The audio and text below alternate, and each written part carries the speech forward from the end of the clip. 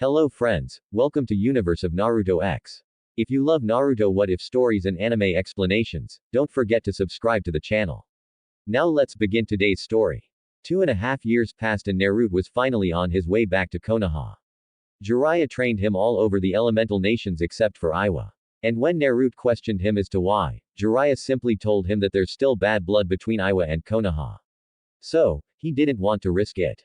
Through the spy network, Jiraiya learned that the Akatsuki had to delay their plans since Naruto basically went off the grid and they had no way of finding out where he was located since Jiraiya was very good at covering their tracks. Add in Naruto's natural ability to hide his presence and both of their skills with barrier seals, they were practically dead. Jiraiya did exactly what he told Nar he would do, and he trained him into the ground with zero remorse. He upped the level of Naruto's resistance seals to the point where he could barely move, and every time Naruto got used to them, he would increase the level. Naruto asked Jiraiya to give him an actual spar, going all out, and Nar quickly learned why Jiraiya was one of the legendary Sani. The fight was over within the first 5 minutes and Nar didn't even lay a finger on him. That was 3 months into the trip and after that Naruto would continuously ask him for a spar every 3 months until Jiraiya was forced to call for them to end the spar. In terms of raw speed, Jiraiya knew that Naruto was leagues ahead of him and he wasn't even surprised given who his father was. Taijutsu-wise, after the first year and a half, Jiraiya knew Naruto could easily match him when he used the 7 heavenly breaths technique. But Naruto wasn't satisfied with that. He wanted to match Jiraiya without using the 7 heavenly breaths technique, and he pushed himself even harder. It wasn't until 3 months before the trip ended that Nar was able to evenly match Jiraiya in taijutsu. Nar was proud of that as was Jiraiya.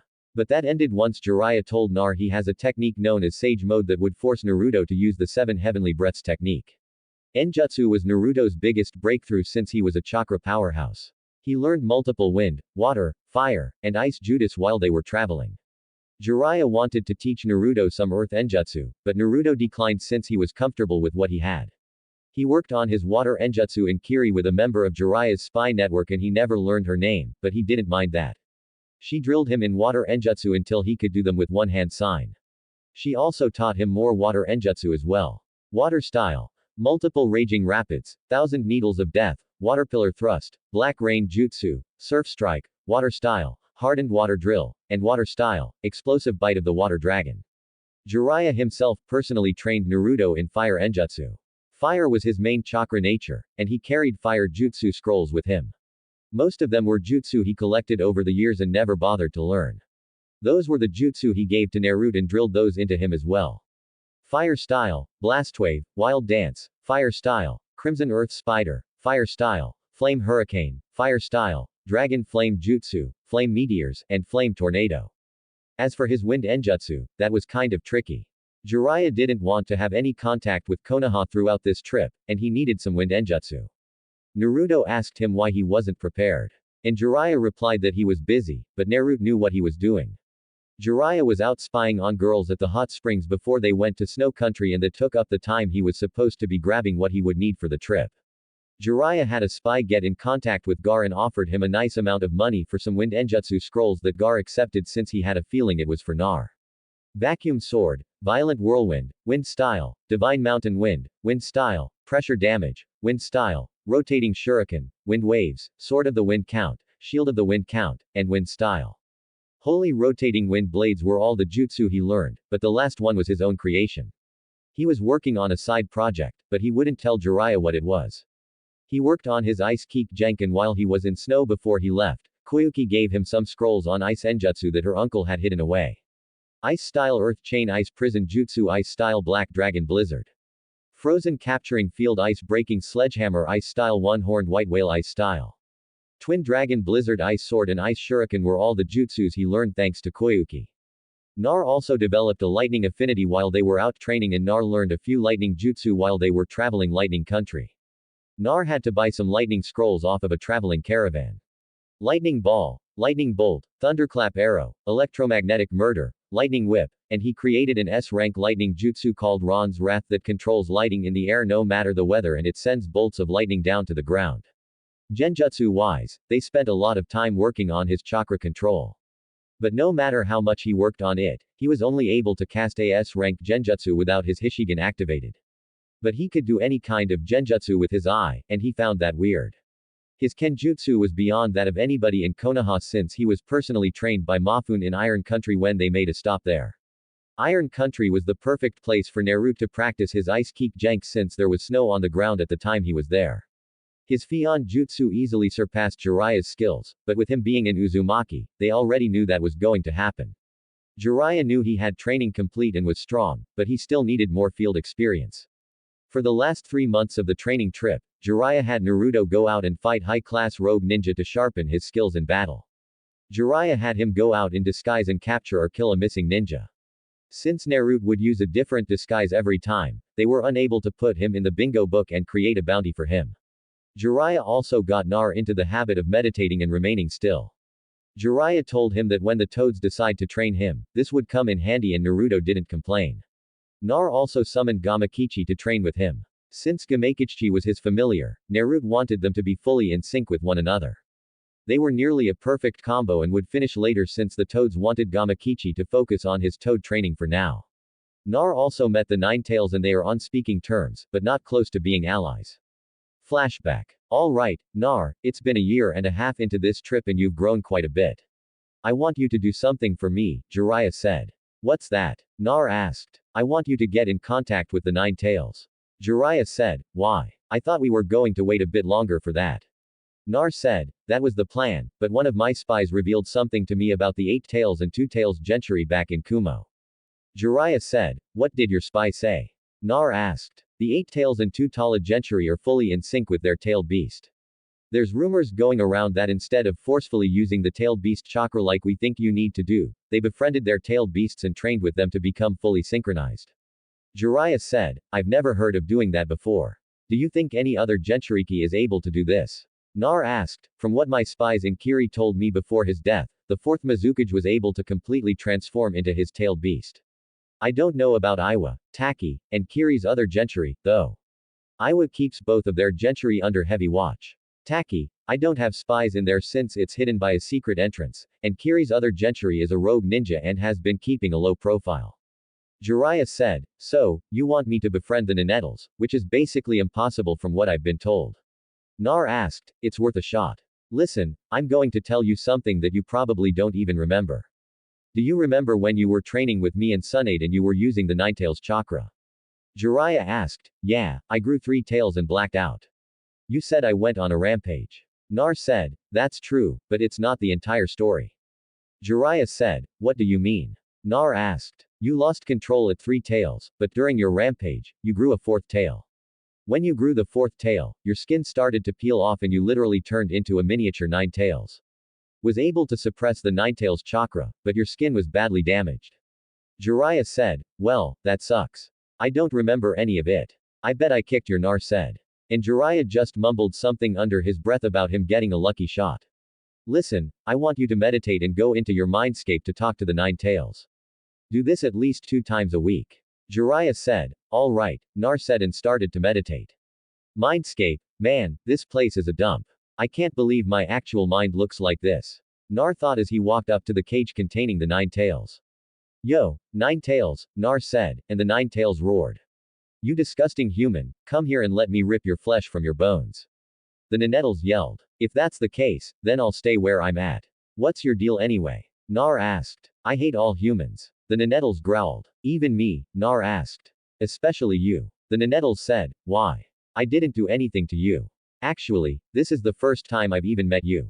Nar said, I hate you the most because I'm sealed inside of you. The Ninetales said, what? That doesn't even make any sense. I was a damn baby. You can't blame me for that. Nar said, what the hell do you want? The Ninetales asked, I just want to talk. Nar said, no, you humans are all the same. You only capture is to be used for your wars and to quench your thirst for power. The Ninetales said, that's not why I'm here. I just wanted to know if you want to be my friend. Nar said, I will never be friends with a human. However, you do have a minuscule amount of my respect for defeating Shukaku. I always hated that stupid raccoon. The Ninetales said, how do you know about that? Nar asked. I'm inside your mind. I can see your memories. My favorite is the one with you getting your kick by your perverted teacher. The Ninetales said, of course it is. Look, I really did come here to be friends. Nar said, no, the Ninetales said and roared, forcing Naruto out of his mind. Real world. Well, that was rude. Nar said, what happened? Jiraiya asked. The Ninetales kicked me out of my own mind. Nar said, did you befriend it? Jiraiya asked, no, but he said, I have a minuscule amount of his respect. Nar said, why? Nar asked, because I defeated Shukaku. Nar said, I see. It's not much, but it's a start. Jiraiya said, flashback end. Nar kept talking to the Ninetales for the remainder of the trip, and they became somewhat friends. But the Ninetales wasn't ready to completely trust Nar. Nar figured the Ninetales had a name, but refused to tell him, and Nar was okay with that. Naruto also thanked the Ninetales for healing him when he was a kid, but the Ninetales said he didn't have a choice thanks to the seal Naruto has. Naruto had quite the growth spurt during this training trip, and it was thanks to Jiraiya putting him on an even more strict diet since he wasn't around ramen. He no longer stood at 5 feet 2. He was now 6 feet 2 and put on more muscle, but he didn't have a bulky muscle build. He has more of a lean type of body. He grew his hair out a bit and he looked exactly like the fourth Hokage. All of his baby fat was gone from his face, so he had a more defined jawline now. Hey pervy sage, Naruto said, and Jiraiya sighed. What is it? Jiraiya asked. Do you think Tuya met somebody else while I was gone? Nar asked. I doubt it. I saw how inseparable you two were before we left and I noticed she's opened up to you. You've also changed because of her. You were vocal before, but now it's like you don't even have a filter. Jiraiya said, did Granny change you? Nar asked. She changed me in a good and bad way. Jiraiya said, how? Nar asked. Despite me being a pervert, I was actually not active before my first time with Sununade. Yeah, I would peek at the baths, but that was just a hobby. I told myself that Sununade would be the only woman I would sleep with. We messed around a few times and we were actually each other's first. She started to date Dan and I was happy for her. After Dan died and she blew up at me, that's when I really started sleeping around with multiple women and drinking a lot. Sometimes I would have to pay and sometimes they would just throw themselves at me. Jiraiya said, that doesn't sound like changing you for the better. Nar said that was the bad part. She changed me for the better because it made me focus more on my goal in life. Before me and got together, I was just a ninja for the hell of it. She told me her dream to become the world's greatest medic, and that's when I decided I would change the world. Jiraiya said, what do you mean change the world? Nar asked, there's too much hate in this shinobi world of ours. My dream is a world where everyone can cooperate and get along with one another. I've fought in 2 of the 3 great shinobi wars, and it's not a pretty sight. Senseless fighting just to prove what village is stronger. Things like that are tearing the world apart. And I fear with the Akatsuki hunting tailed beasts, they'll start another war. All of this is pointless, and we should be trying to set a good example for future generations. A lot of people think it's silly, but that's an honest dream of mine. My books may be for perverts, but at least they aren't killing each other. I gave them something to bond over. Jiraiya said, I wouldn't mind a world with no violence. The first 11 or 12 years of my life was surrounded by violence from the people in my own village. Nar said, what is your dream? Jiraiya asked, don't get me wrong. I still want to become Hokage, but I have a different dream as well. Nar said, and now Jiraiya was intrigued. Well, this may seem dumb, but I want the tailed beasts to have their freedom again. I know me and the Ninetales can't be separated thanks to our lives being intertwined because of the death god, but sealing them away against their will isn't a good thing. Nar said, surprising both Jiraiya and the Ninetales. Why do you make that your dream? Jiraiya asked. I don't know. Ever since the first time I talked with the Ninetales, I've been having a weird thought in my head. Nar said, weird how? Jiraiya asked. Okay, so you know how the tailed beasts have been around for like thousands of years, right? Nar asked. Yeah. Jiraiya said, doesn't it seem odd that there's never been any incidents in history of them attacking or causing destruction? I have a feeling that they've been out here for a higher purpose. I don't know the complete history, but I don't think the tailed beasts started attacking humans until we started sealing them away. Doesn't that make us as much of a monster or demon as we call them? Naruto asked, you bring up valid points, but you thought of all this just from one talk with the Ninetales. Jiraiya asked, yeah, he also slipped up and told me Hashiyama Senju was responsible for the sealing of the tailed beasts. I like Hashiyama as much as the next guy, but he was wrong for capturing the tailed beasts and giving them away like he owned them.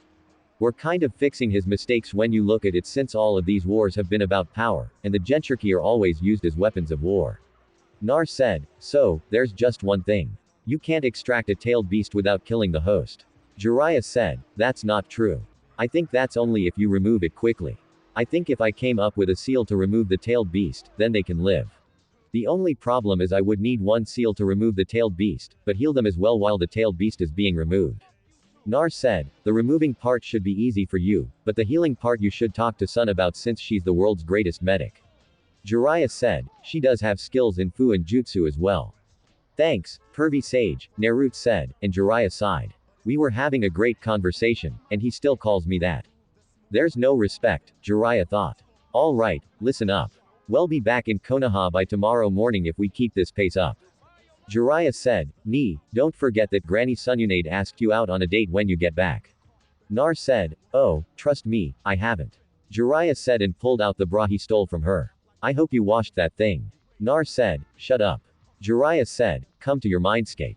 The Ninetales said, what for? Nar asked, we need to talk. The Ninetales said, fine. Nar thought, mindscape. What is it? Nar asked, your dream. If you really wish to free the other 8-tailed beasts, then you should know the truth about the tailed beasts. The Ninetales said, what do you mean by the truth? Nar asked, exactly that. Do you know who the Sage of Six Paths is? The Ninetales asked, I've heard of him. Nar said, that's good enough. Long before the founding of the Hidden Villages, the Sage of Six Paths saved the world by sealing the 10 tails into his body, becoming its gentry.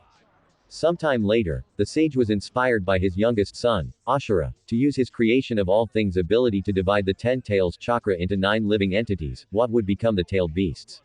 The Ninetales said, so, he's basically like your father then. Nar asked, yes. The sage named us tailed beasts and explained to us that a link existed between us despite their separation. He also foretold of a day when we would be brought together again, though not as we were, and that at that time someone would emerge to show them what true power is. The Ninetales said, true power, Naruto said and thought about his conversation when he first met Haku. We tailed beasts were originally created not only to prevent the Ten's resurrection, but also to maintain balance and peace. The Ninetales said, so I was right when I said that you were here for a higher purpose. Nar said, yes, now I've already told you about what Hashiyama did, so I don't need to repeat myself for that. Now, over the centuries, humanity failed to recognize us tailed beasts as sentient individuals, instead seeing us only as monsters, demons, or mindless beasts worthy of fear and disdain. Because of our immense power, we were sought out by humans and used as weapons in times of war. The Ninetales said, am I the first person you were sealed in? Nar asked, no, I was sealed away twice before you. Coincidentally, it was always in Uzumaki that I was sealed into since they're the only people who can handle my chakra. The Ninetales said, who else were you sealed inside of? Naruto asked, Mid Uzumaki and Kasha Uzumaki. The Ninetales said, my mom was a gentry. Naruto asked, yes, Kasha, like yourself, was basically forced into becoming a gentry. She was brought here all the way from Uzushioka to become my second container since Mito Uzumaki was dying. Instead of letting Kasha judge me in her own way, Mito brainwashed your mother into thinking I was a rampaging beast. And like Mito, your mother also treated me like they both had me chained up to some kind of lava rock in their seal with stakes going through each of my tails, hands, and chest. Mito and Hashiyama knew I was being controlled when I attacked the first time, but they were scared of my power and sealed me away after I was recovering from the genjutsu I was placed under. The Ninetales said, it's hard to believe that my mom would treat you like that. From what I was told, my mother was a loving and caring person. Nar said to humans, yes, to tailed beasts, she treated me like everyone else. The Ninetales said, who controlled you? Nar asked, Mater, the sharing once it reaches a certain level has the power to control a tailed beast. The Ninetales said, that was over 100 years ago. Naruto said, yes, that one act caused humans to treat us like they currently do, and we need to get back to our true purpose of maintaining peace and balance. The Ninetales said, how do you plan on doing that? Nar asked, I have my ways. The Ninetales said and went to sleep. The hell does that mean? Nar said and left his mindscape. Real world. I'm guessing the Ninetales wanted to talk to you again. Jiraiya said, yeah, Nar said. Any progress between you two? Jiraiya asked. I'm not really sure, but he's a lot more talkative. Nar said, that's better than what it was when you first talked to him. Now, let's get some sleep. We should be in Konoha a few hours after we wake up. Jiraiya said, okay. Nar said, Konoha. Over the past 2.5 years, Konoha has been different since Naruto was gone. No one knew where he went, and somebody even started a rumor that he was finally killed, but that was quickly shut down when Tuya found out who started the rumor. That's another thing people came to realize in this village. When Naruto isn't around, do not piss off Tuya because it won't end well. Actually, they decided to not piss her off even if Nar was around because they didn't want to deal with him either. Tuya also kept the apartment building up and running while he was gone. She handled all problems the building had if it ever occurred and hired a maintenance team to take requests for anything that needed to be fixed. I'm the red light district. Tuya was practically royalty since she was with Naruto and never judged them for how they lived. A noble that was walking in the red light district once tried to attack Tuya, but the men in the district grabbed him and pulled him into an alley. They gave him the worst beating of his life and escorted Tuya back to her apartment before going about their business. Tuya grew up a lot over the years, and she quickly became one of the most desired women in the village. Tuya now wore a white versus neck half shirt that showed off her cleavage which grew from a B cup to nearly the size of give or take a few centimeters. She wore mesh underneath that went to her thighs and a red skirt that she wore some spandex underneath. She wore the same open-toed strap black sandals with a heel as she would sometimes wear a blue haori with her outfit. To top the outfit off, she wore the necklace Naruto gave her before he left the village. Due to her eating and having a healthier lifestyle, her hair was now a vibrant red color instead of the dull red it was before. Out of the entire Rookie 9 that she was a part of now, she was easily the most beautiful of all the girls and she constantly rejected everybody that asked her out on a date. While she still had her temper, she matured a lot and didn't curse as much as she used to. Her training with Sununade paid off over the years, and if she wanted to become a medical ninja, then she would have been her apprentice. But Tuya declined when Sununade actually offered her the position. She actually listened to Naruto when he told her to add some enjutsu and taijutsu to her repertoire. Her genjutsu was still her strong point and she no longer used the flute since she could whistle in different tunes to activate her genjutsu. Her genjutsu was already ton before, but thanks to her training with Karana, it was now Ambu level. Her taijutsu was mid-jon and thanks to her training with Anko and Sununade. Enjutsu was her biggest surprise since she had two chakra natures, earth and fire. Sununade personally trained her with her earth chakra nature and trained her using her fire chakra nature. All around she was a mid-jonin level shinobi and was somewhat patiently waiting to get promoted to jonin. She was friends with the majority of the Rookie 9 and they were shocked when she told them that she's dating Nar. The only ones who weren't really shocked were Sakura and Ino since they saw them at the festival. The only ones that she didn't get along with were Hinata, Ka, Shikamaru, Choji, and Neji, but she suspected Hinata had something to do with that. Sakura and Ino personally pulled Tuya to the side and apologized for how they treated her during her first few months in Konoha.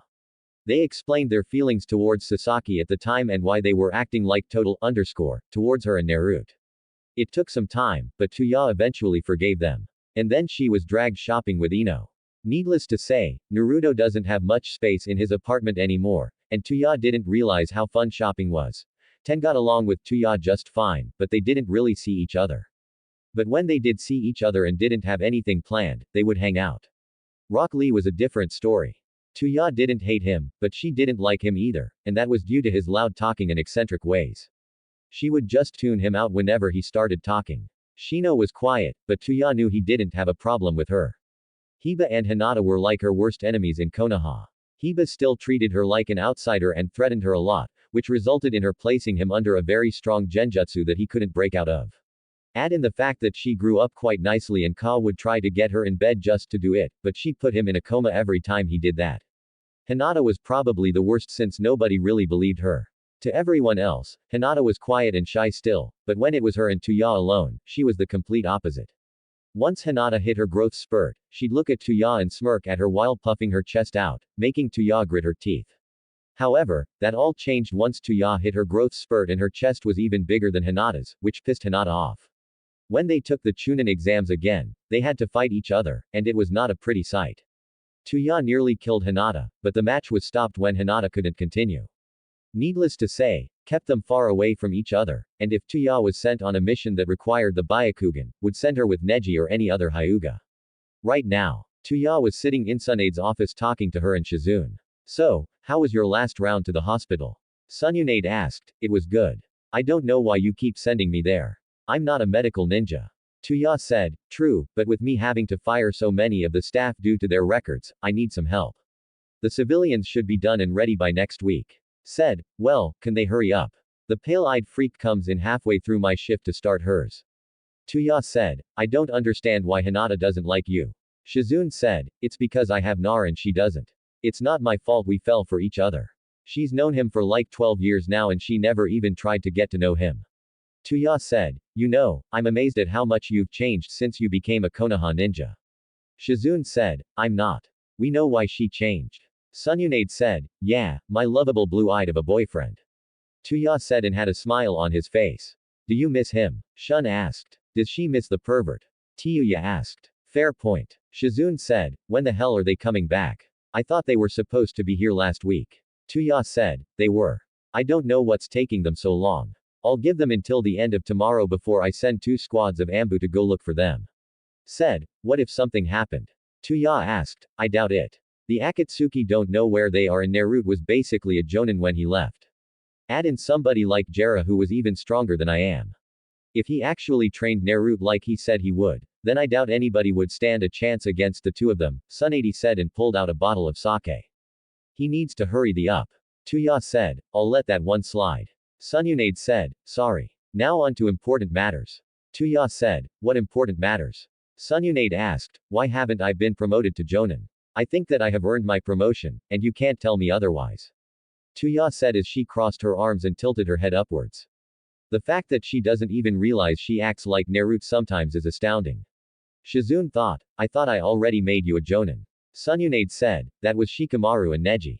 Tuya said, I remember now. I sent an Anbu to come get you, but you weren't answering the door. What were you doing? Asked. I was busy, Tuya said and had a blush on her face. I see. Shizune hand me to Yuya's mission file. Aide said. Of course, Shizune said and handed her the file. Let's see. To Yuya, 3D rank missions, 15C rank missions, 10B rank missions, and 3A rank missions. Not bad. You have a few write-ups, but those were from your missions with Team 8, and you haven't had one since Genjutsu is level, Taijutsu is mid-jonin level, and Enjutsu is also mid-jonin level. It says here that you possibly have a Keek Genkid said. Really? Tuya asked. That's right. Murumi, the new Mizukage, saw you training when she was here to discuss a treaty between Kiri and Konoha. She suspects that you may be able to use the lava Genk. She said once you were done training, she saw signs of lava being used, and if that were the case, she left behind some jutsu for you to learn. Shizune said, why didn't I know about this? Asked, you were drunk when I told you, and you had me put it down in her file. Shizune said, that's probably why I don't remember. Anyway, let's check it out. And gave Tuya some chakra paper. How will I be able to use lava if I don't have anybody to train me? Tuya asked. I'll train you. You have complete control over your earth and fire chakra natures. So, you just have to combine them. I know how to combine chakra natures, so I'll be able to help you. Said. Alright, Tuya said. Tuya channeled some chakra into the paper and the results were shocking to say the least. The paper split into 4 pieces this time instead of burning and then crumbling away. One piece was ripped to shreds, one caught on fire, one crumbled away, and the last one melted away as it turned into lava. That's new. I never had a wind chakra nature before. Tuya said, it must have developed while you were training over the years. Shizune said, what chakra natures does Naruto have again? Sununade asked, wind, water, and fire. Tuya said, I see. Enjutsu-wise, I'd say you're both even and cancel each other out for the most part. Your wind cancels each other out. His water beats your fire, but your earth beats his water. However, his fire can beat your earth and vice versa. Said, who's going to teach me how to control my wind chakra nature? Tuya asked, I can teach you. I have a wind affinity, but I don't use it. Shizune said, niece. Tuya said, well, everything here checks out. Congratulations on being promoted to Jonin. Sununade said and tossed to Yuya her Jonin vest. That's it. Where's the streamers, confetti and balloons? Tuya asked, that's what you thought a Jonin promotion was like? Shizune asked. Well, yeah. Tuya said, well, it's not. Sununade said, I'd rather get demoted then. At least when I won the Chunin exams, it was a huge celebration. Tiyuya said, that's because it's an event. This isn't an event. Sununade said, can you demote me to Genin so I can take the Chunin exams over? Tuya asked, no, besides, what would Nar think if you got demoted? Asked and smirked when Tuya sighed. He'd be disappointed. Tuya mumbled. Exactly. Said, I hate it when you use Naruto against me. It's not fair. Tuya said, yeah, I know. Said Yuya, will you be joining us for dinner tonight? Shizune asked, no, I think he'll stay at me in Naruto's apartment. Tuya said, I can't wait to see him again. Shizune said, you can't. He's my godson who I only knew for a few months before he had to leave. Said, excuse me, he's my boyfriend, and I haven't been able to kiss or cuddle him in nearly 3 years. If anybody misses him the most, it's me, and I call first dibs on him. Tuya said, we'll see about that. Said, what makes you think he's going to want to see you first? Tuya asked, I'm his godmother and a member of the Uzumaki clan. What makes you think he'll want to see you first? Asked, I'm his girlfriend and he can't make out with you. Tuya said, how about a bet? Asked, name your terms. Tuya said, Jiraiya will send word when they're about to be in the village. Me and you will be in the office. Whoever he wants to see first is the winner. If you lose, then you have to take Team Ebisu on a C-rank mission of my choosing. Sununade said and Tuya shivered. Fine. If you lose, then you have to wear the spandex outfit from the two green beans and run through Konoha while yelling about your flames of youth. Tuya said and shivered. Deal, Sununade said, and they shook on. It is a messenger toad appeared. Lady Tuya, Shizune.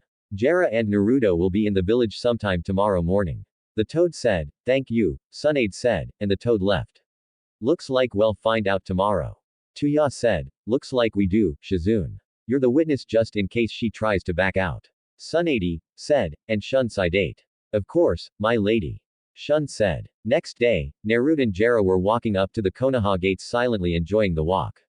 They knew they were supposed to be back last week, but they just decided to relax a bit more. They just decided to tell Sununade that they trained for a bit longer and Jera needed to meet up with somebody from his spy network. Meanwhile, Sununade and Tuya were both in the office glaring at the door as if trying to summon Naruto into the office. They've been in the office before the sun came up and Shun was forced to bring them some food since neither of them ate. Weary is he? Tuya yelled. What's the matter? Scared to lose? Sununade asked. Please. Tuya scoffed. Hey, why is everybody staring at the door? Jiraiya asked as he came through the window. Jariasade said and nearly gave him a hug, but she stopped.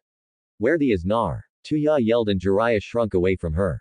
Well, his ramen ticket is still good, and he said the Ikyaku would be the first people he saw when he returns. Jiraiya said, he chose them over me, Tuya said and her eye twitched. He chose food over family, Sunade said. And then Nar came in the office followed by 12 shadow clones carrying ramen. Oh my dear ramen, I've missed you so much. Nar said ahem to Yuya said and Naruto looked up. Hey to Yuya. Whoa, Nar said and his jaw dropped. What? Tuya asked. Why you're even more beautiful than the last time I saw you. Nar said Thanks, Tuya said and Nar took a closer look at her. 104-6098 Nar said and gave Tuya a kiss that made her melt. I know I've said this before, but you make me so proud, Nar Jiraiya said, crying anime tears.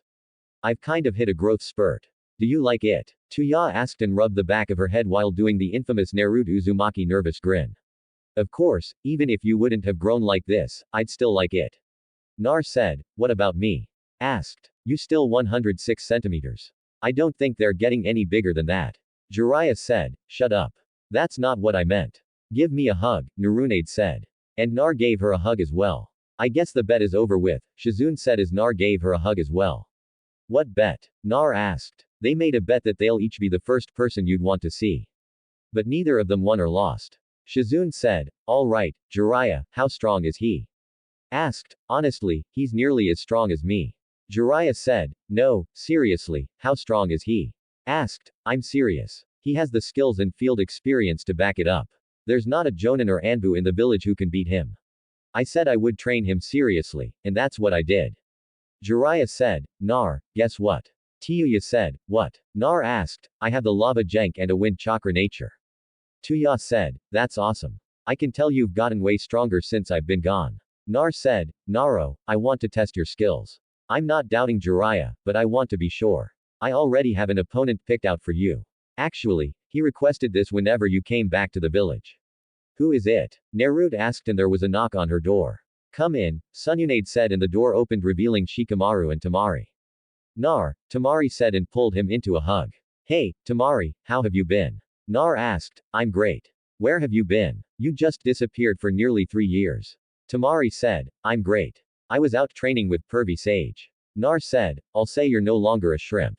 You've grown and you've become even more handsome. Tamari said, Shrimp, I'll have you know that I was taller than you by an inch before I left.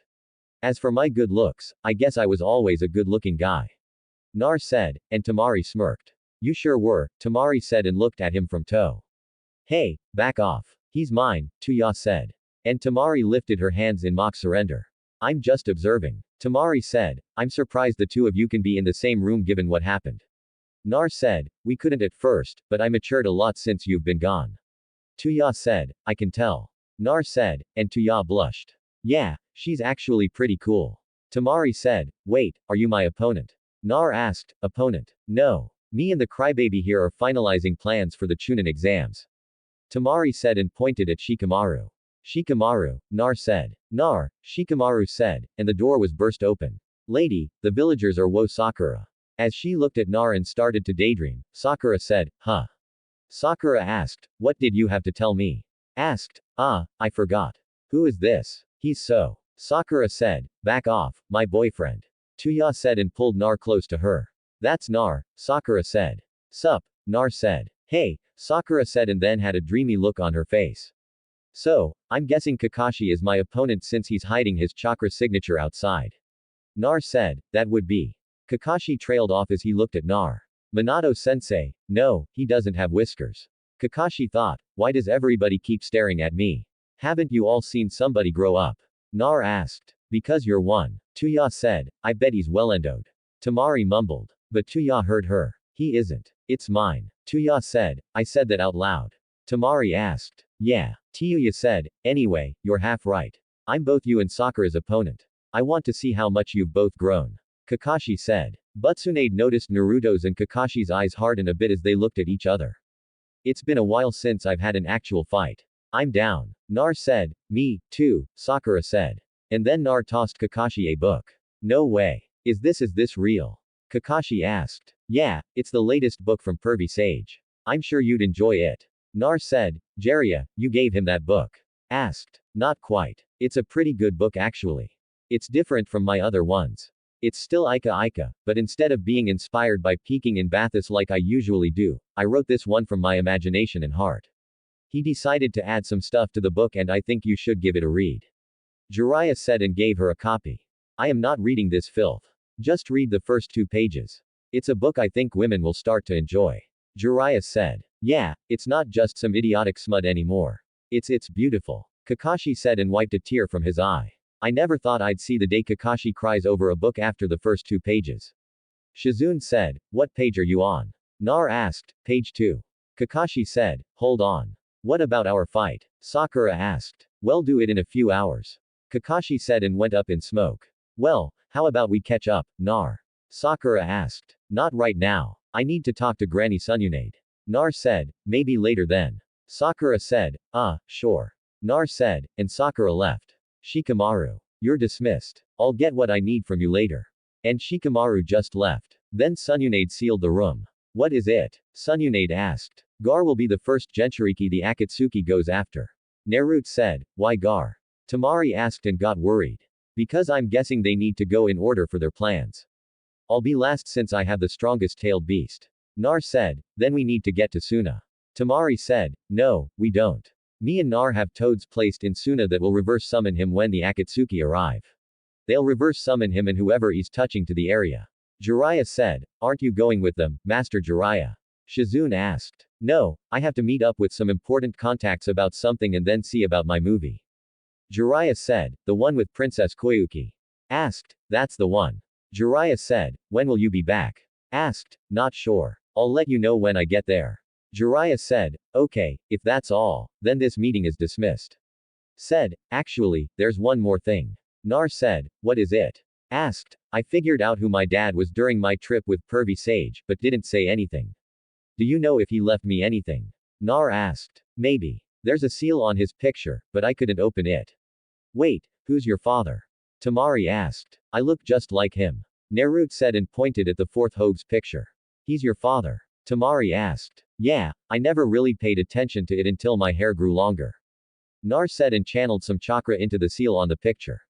I can't believe I didn't see it sooner. Some friend I am, Tamari said. I'm his girlfriend. How do you think I feel? Tuya asked. Whoa. Nar said as he looked at what his father left him. What is it? Tuya asked. It's jutsu from him that he wants me to learn. Some of the names are a bit odd, but I have the harem jutsu, so I can't really complain. Nar said the what toy asked and raised an eyebrow.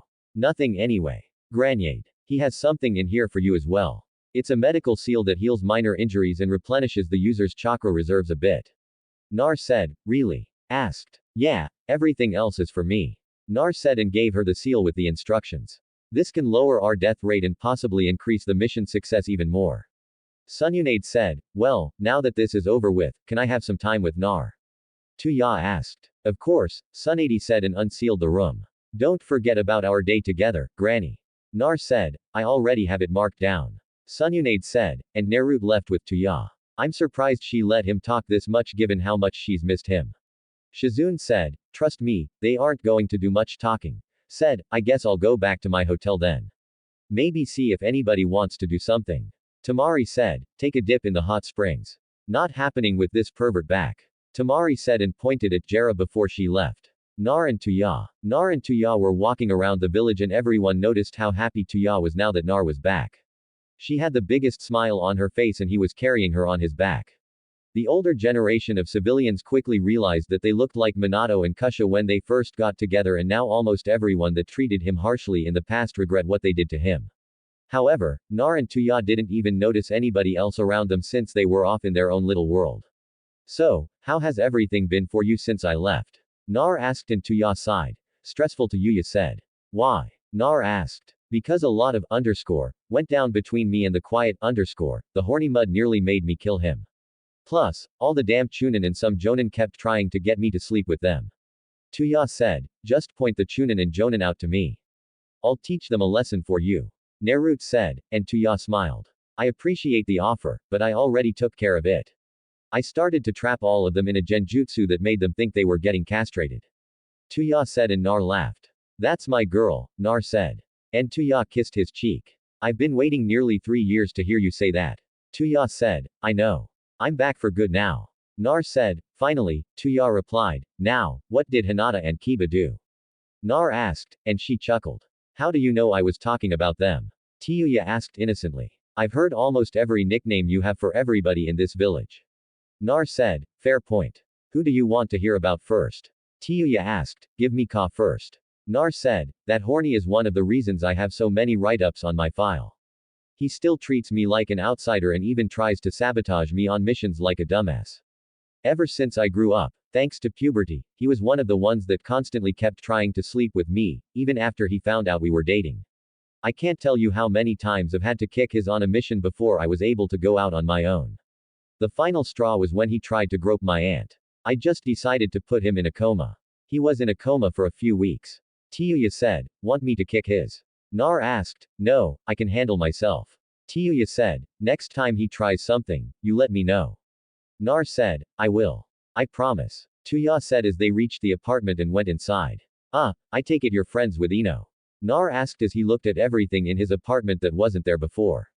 Oh, yeah. Her and Sakura pulled me to the side and apologized about what happened between us at the festival. After some time, we became friends and Ino took me shopping. Tuya said, obviously. Nar said and sat on the couch, which was brand new. Do you like the couch? Tuya asked. Yeah, Nar said as he relaxed into the couch. Rough traveling? Tuya asked as she laid her head on his lap. Something like that, Nar said. What happened? Tuya asked, tell me about Hinata first. Nar said, I forgot about her. First off, did you know that she had a huge crush on you? Tuya asked, no, I barely talked to her. Nar said, well, she did. She was such a to me at first until I found out why. I mean, yeah, I know I'm known for being a but it wasn't on purpose. Anyway, she'd give me these side glances as if she was judging me every time we were near each other. On missions, when I'd suggest something, she would turn her nose up at me and then try to compete with a better idea. She would do slick like trip me and then act like it was an accident. Can you believe one day she had the nerve to pull me aside and tell me that you belong to her? Talk about being crazy. Anyway, I finally settled things during the Chunin exams when we had to fight and I beat the out of her.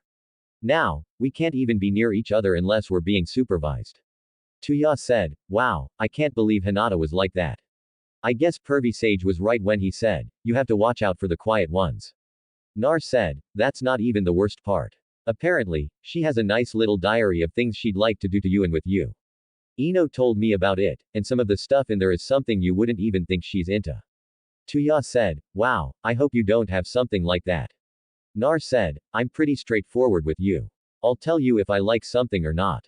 Tuya said, and Nar gave her a kiss. That is true. Nar said, now what happened on your trip? Any skanks try to get with you? Tuya asked. No, we traveled a lot and barely stayed in a hotel.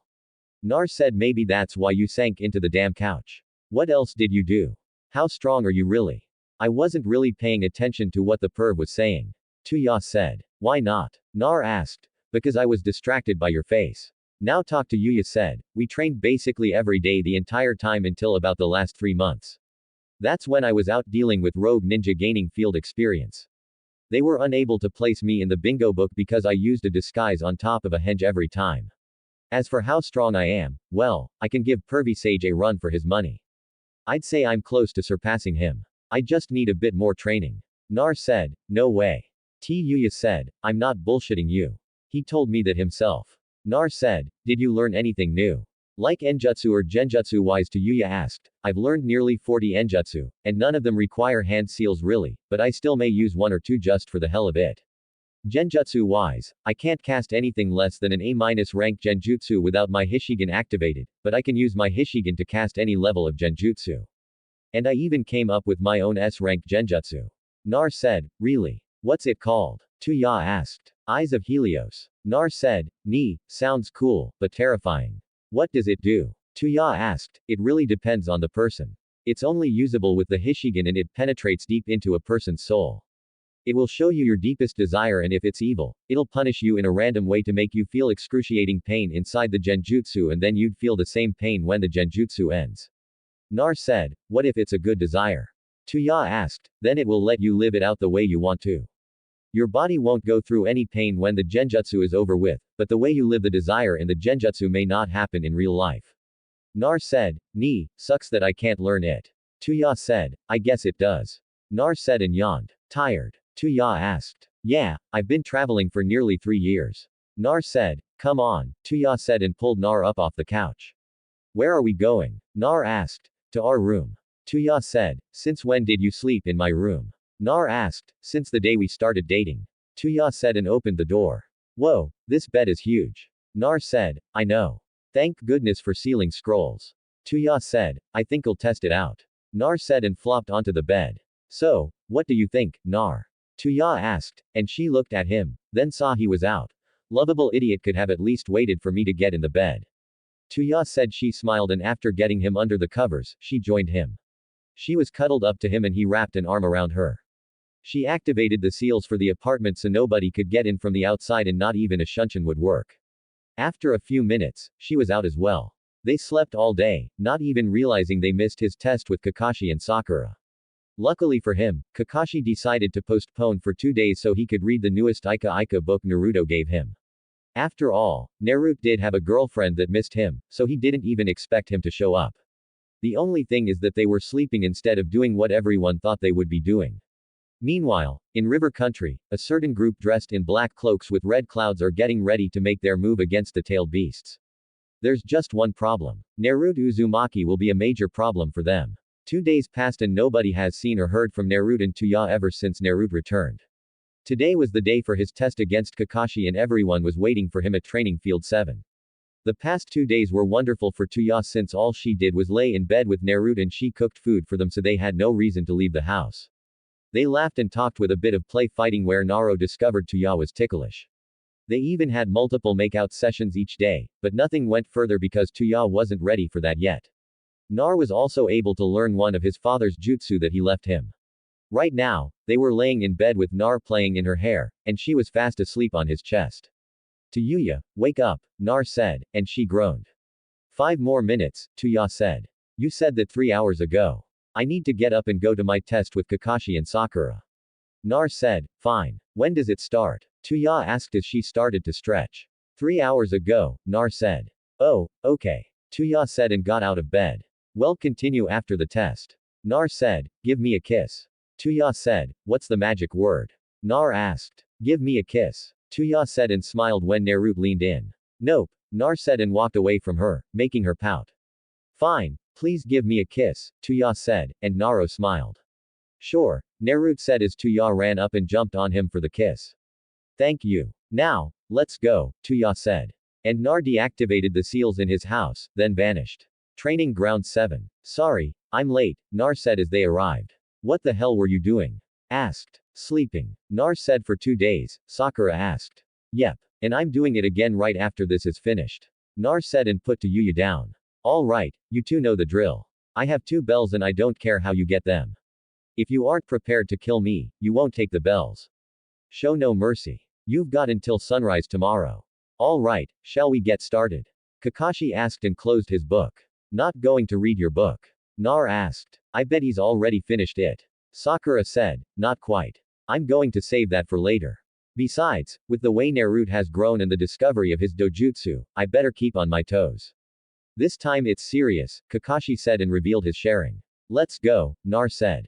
Ice Shuriken. Nar created a giant shuriken made of ice and then threw it at Kakashi with so much speed that you could see a dust trail behind it. Luckily for Kakashi, his Sharingan slowed things down for him and he managed to dodge it at the last second. Imagine his surprise when Naruto started to control it with his hand motions. All of a sudden, that one ice shuriken turned into 20 and Kakashi had to use the substitution jutsu to escape. That was close, Kakashi thought. Come on, Kakashi. You're making this too easy. Nar said. Kick his Nar to Yuya yelled. Okay. Nar said and vanished. Why do I have a bad feeling about this? Kakashi thought and somebody tapped him on the shoulder.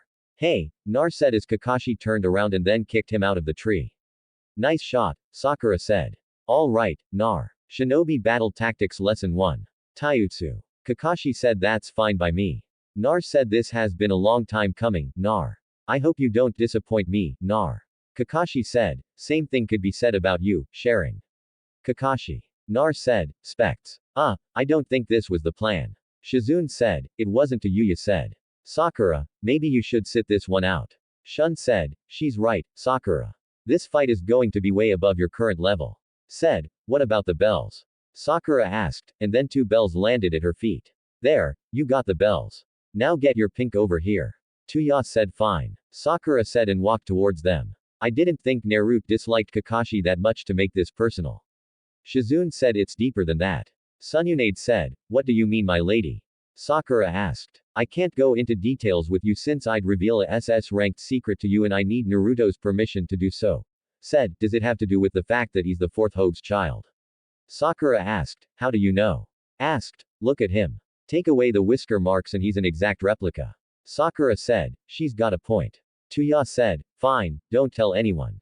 Anyway, the fight between Naruto and Kakashi was bound to happen since the day Naruto was born. Kakashi wanted to train Naruto personally, but then politics got involved and he couldn't train him how he wanted to once he was on his Genin team. Had Kakashi actually trained Naruto, then he would have been stripped of his shinobi license and he would have served a 4-year sentence in blood prison. The 4th Hokage was the one who tested Kakashi, and it's only fitting that Kakashi tests Nar. Tsunade said, then why do they seem like they're going to kill each other?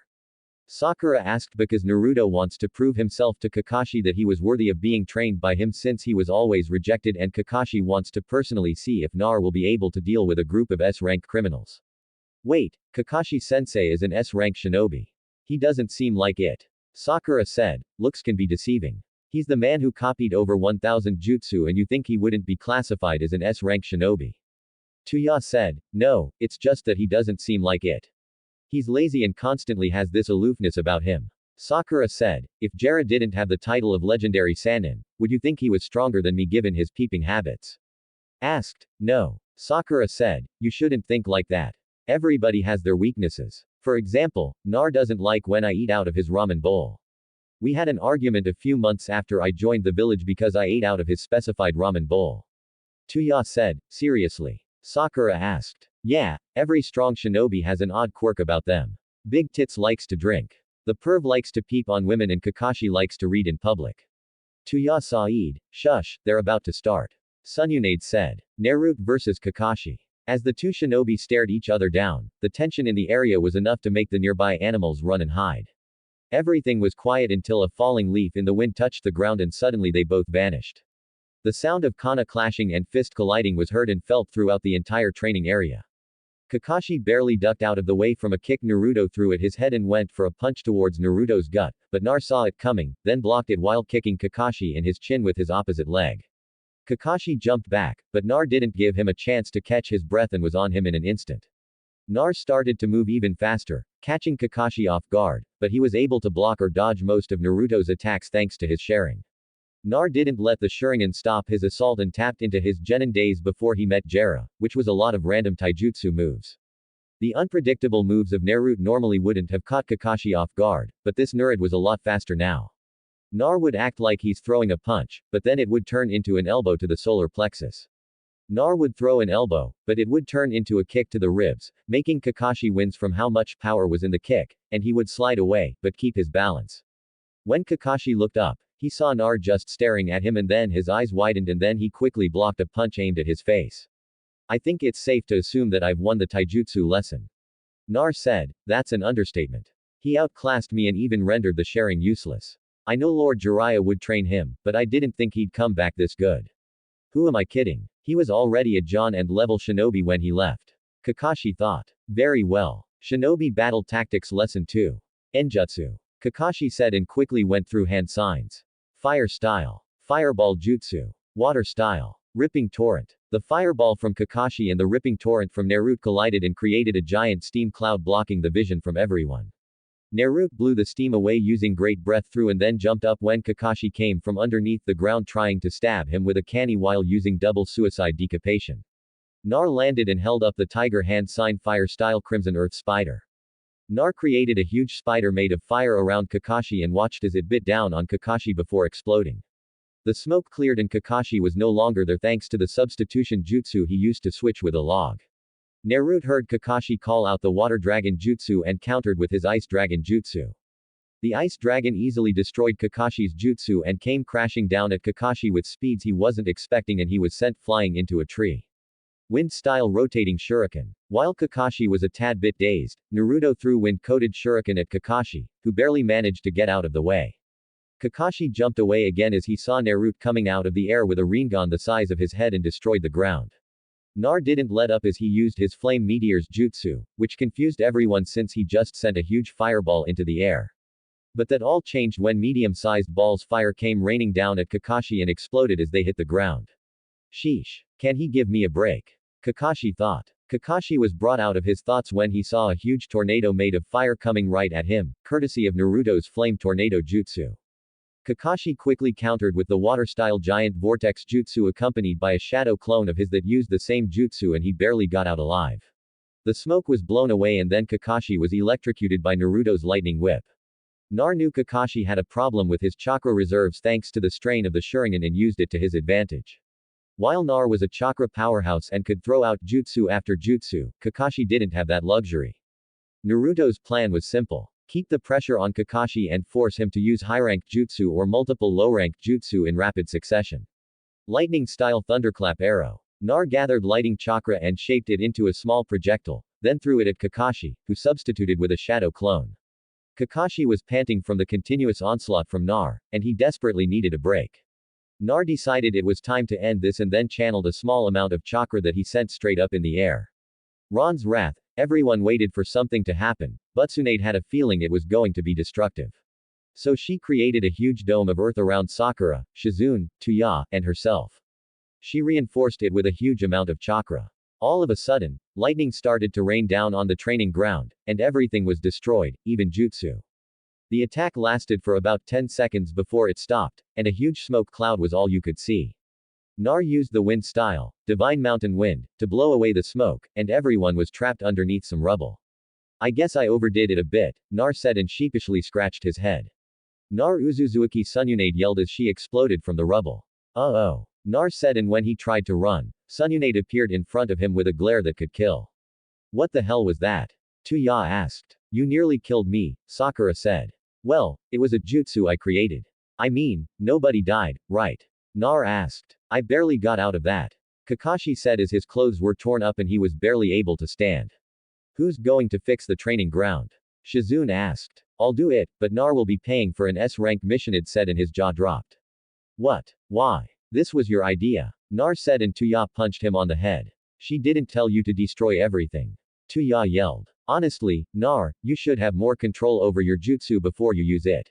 Sakura said, that was the controlled version. Nar said sheepishly. You're kidding, right? Tuya asked. Nope. Nar said, I'm putting that in the Forbidden Scroll. said, absolutely not. I claim it is an Uzumaki Clan jutsu and it will go in a scroll of the Uzumaki Clan. Nar said, that doesn't exist, Tsunade said. And Naruto quickly unsealed a giant scroll before writing the jutsu in it. It does now, Nar said and smirked as Tsunade's eye twitched. Anyway, Kakashi, go get yourself checked out, Tsunade said. And Kakashi vanished. Well, despite everything that happened, I think it's safe to say that Naruto's more than ready to face the Akatsuki. Tuya said and jumped on his back, then kissed his cheek. Fine, I still don't think he's ready for a Jonin rank yet, Tsunade said and smirked when Naruto started to violently twitch. I will prank this village so bad that not even your shadow clone will help you with the paperwork. Nar said and had a stare-off with Tsunade. You wouldn't dare, said, oh, I would. I'll even have Tuya join me. Nar said, and they had matching smirks on their faces. That's kind of creepy. Sakura thought. Lady Tsunade, will you just give him the best? You promoted him right after he left. Shizune said and Tsunade sighed. Why did you have to ruin it? I was just about to get something out of this. Tsunade said, if you haven't noticed already, all of the paperwork you get goes through me first, and I'd rather not deal with paperwork that has something to do with Naruto's pranking. Shizune said. Fine, here's your vest, Tsunade said and unsealed a Jonin vest. Yes, Nar said. And when he cheered, he accidentally dropped Tuya. Ow. Hey, Tuya said and Nar picked her up. Sorry, Nar said and gave her a kiss. Apology accepted. However, I want more when we get home, Tuya said and whispered that last part in his ear. All right, love, you're all dismissed. Said, by big tits. Tuya said as they vanished. She does know her the size of yours, right? Sakura asked. She does, but I doubt she'll stop calling me that. So, what's next? Sakura asked. Now, we deal with the Akatsuki. You'll need to step up your training as well. I know you're a medic, but you need to be able to protect yourself if they attack you. Hade said, but I've been training with you for the last 3 years. Shouldn't I be ready now? Sakura asked. Sakura, the Akatsuki is a group made up of S-rank criminals, and each of them have the strength to back it up. I don't want to be harsh, but you won't be of much use if you go one-on-one with an Akatsuki member. Said, then what's the point of even sending me on these missions if I'm not ready? Sakura asked, you'll gain experience. I'll mostly be sending you out with Naruto and Kakashi who are both S-rank shinobi. From what we know, the Akatsuki travel in pairs of 2, so you'll always be paired up with somebody when you have to fight. You'll mainly be there for backup, so I don't want you to get reckless out there. Said, I understand. Sakura said, don't worry. Everyone grows at different rates. Besides, you're more of a healer than a fighter despite knowing my chakra-enhanced fighting style. Tsunade said, perhaps you should have added some enjutsu or genjutsu to your repertoire. Shizune said, I didn't think it was needed since I was training with Lady Tsunade. Sakura said, Sakura, I may be a medical ninja primarily, but I also have 3 chakra natures that I use. Said, why didn't you use any against me in training? Sakura asked, because you would have died. You had no counters and one jutsu from me without any defense would have killed you instantly. Said, same goes for me when I had to train you a bit. Shizune said, why was I even promoted to Chunin? Sakura asked. The judges found your thinking skills and medical enjutsu skills good enough for a promotion. They promoted you to Chunin and had recommended you get switched to the medical corps instead of an assault-type ninja. Tsunade said, then I guess I'll have to get stronger. Sakura said and a determined look came on her face. That's right. You're still my apprentice, so I'll train you whenever you need. Said, thank you, my lady. Sakura said, now go have some fun. I'm sure Ino would be happy to see you. Tsunade said, and Sakura bowed before leaving. Nar, I can't believe you destroyed the entire training ground. Tuya said as they were cuddled on the couch. You're all lucky that's all I destroyed. Nar said, what do you mean? Tuya said, I held back a considerable amount of power from that attack. I was able to destroy an entire abandoned village with that jutsu. Nar said, no way. Tuya said, it's true. I barely used any chakra in that attack. Nar said, yet you still can't beat the pervert. Tuya said, I'm closer than you are to beating Granny Tsunade. Nar said, and she slapped his chest. You, Tuya said and Nar chuckled. Why didn't you become her apprentice? I know she offered you the position. Nar said and she sighed. Because if I became her apprentice, then I'd have to get moved to the medical corps. Don't get me wrong, I'm great at medical enjutsu, but I'd rather be on the front lines fighting next to you instead of hanging back and waiting for somebody to get injured to heal them. I've always been a fighter, and that was even before I met Orochimaru. I was a nice sweet girl, but I've always had a bit of a temper since boys would tease me about my hair. I didn't become cold and heartless until I met Orochimaru. Tuya said. So, you declined her position just to fight next to me? Nar asked and she nodded. Yeah, I mean, we've been on missions together already, and when we had to team up against somebody, we could fight without uttering a single word between us.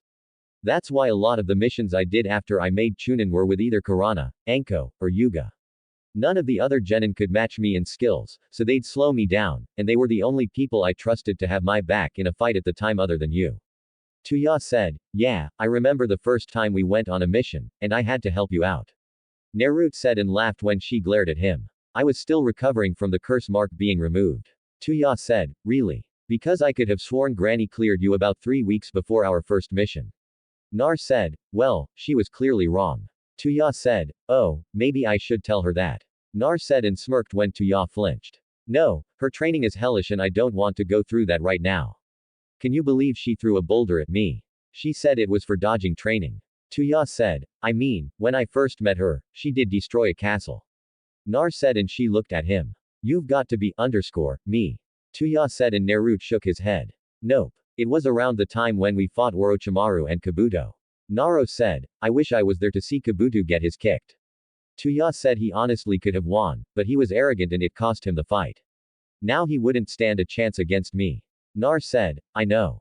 You're a big bad John and now who can go toe to toe with Kakashi? Tuya said and gave him a kiss. I held back against Kakashi. Nar said. How? Tuya asked. I didn't use any of my taijutsu combinations or my Hishigan against him. I can go toe to toe with pervy Sage taijutsu wise, and he has to use Sage mode to beat me. Nar said. So, you're a cage level shinobi then? Tuya said. Yeah, I've got the experience to back it up. Not as much as they do, but I have enough. Nar said. I can't wait to see these go down. Tuya said. Same here. Nar said. So, let me ask you something. Tuya said. Go for it. Nar said. Can you use the Nenetal's chakra properly? Tuya asked. No, I mean, I can use maybe 4 or 5 tails of 9 tails chakra, but I don't really have a need to. Me and Pervy Sage focused on my own strength the entire time we were gone. I do talk to him from time to time, though. Nar said. Cool. I want to meet him. Tuya said. Maybe some other time. He's sleeping right now. Nar said. How do you know? Tuya asked. I can hear him snoring in my head. Nar told her. Is he like a rampaging? Tuya asked. Not really, but he can be a bit grumpy. He's just misunderstood honestly. Nar said. Something tells me it would be a long explanation, so I'm not even going to ask. Tuya said. And Nar gave her a kiss. I figured you wouldn't, Nar said. And Tuya smiled as she pulled out her necklace. I never took this off. Tuya said. Why not? Nar asked. Because it was the first gift you gave me when we became a couple. It's my first piece of jewelry and it means something to me. Tuya said and climbed onto his lap. I guess you're right. Your gift was perfect. Nar said. Of course it was. Tuya said. When did you get it? I thought you only won your flute. Nar said. When I said I had to use the bathroom, I went back to the game and won it for you. It was your birthday, so I needed to get you a gift. Tuya said. You know, they let me keep the ticket. Nar said. Why? Tuya asked. It was my first birthday gift. Nar said. Seriously, why didn't the Ikiakas get you a gift? Tuya asked. Because they were always busy around that time of year thanks to the festival. They wanted to close down for the day, but I knew they would need the money and I told them not to worry about it. That and even if they did close, my birthdays were spent bleeding out in an alley while the 9 tails healed me or in the hospital where they would inject me with different kinds of poisons to kill me.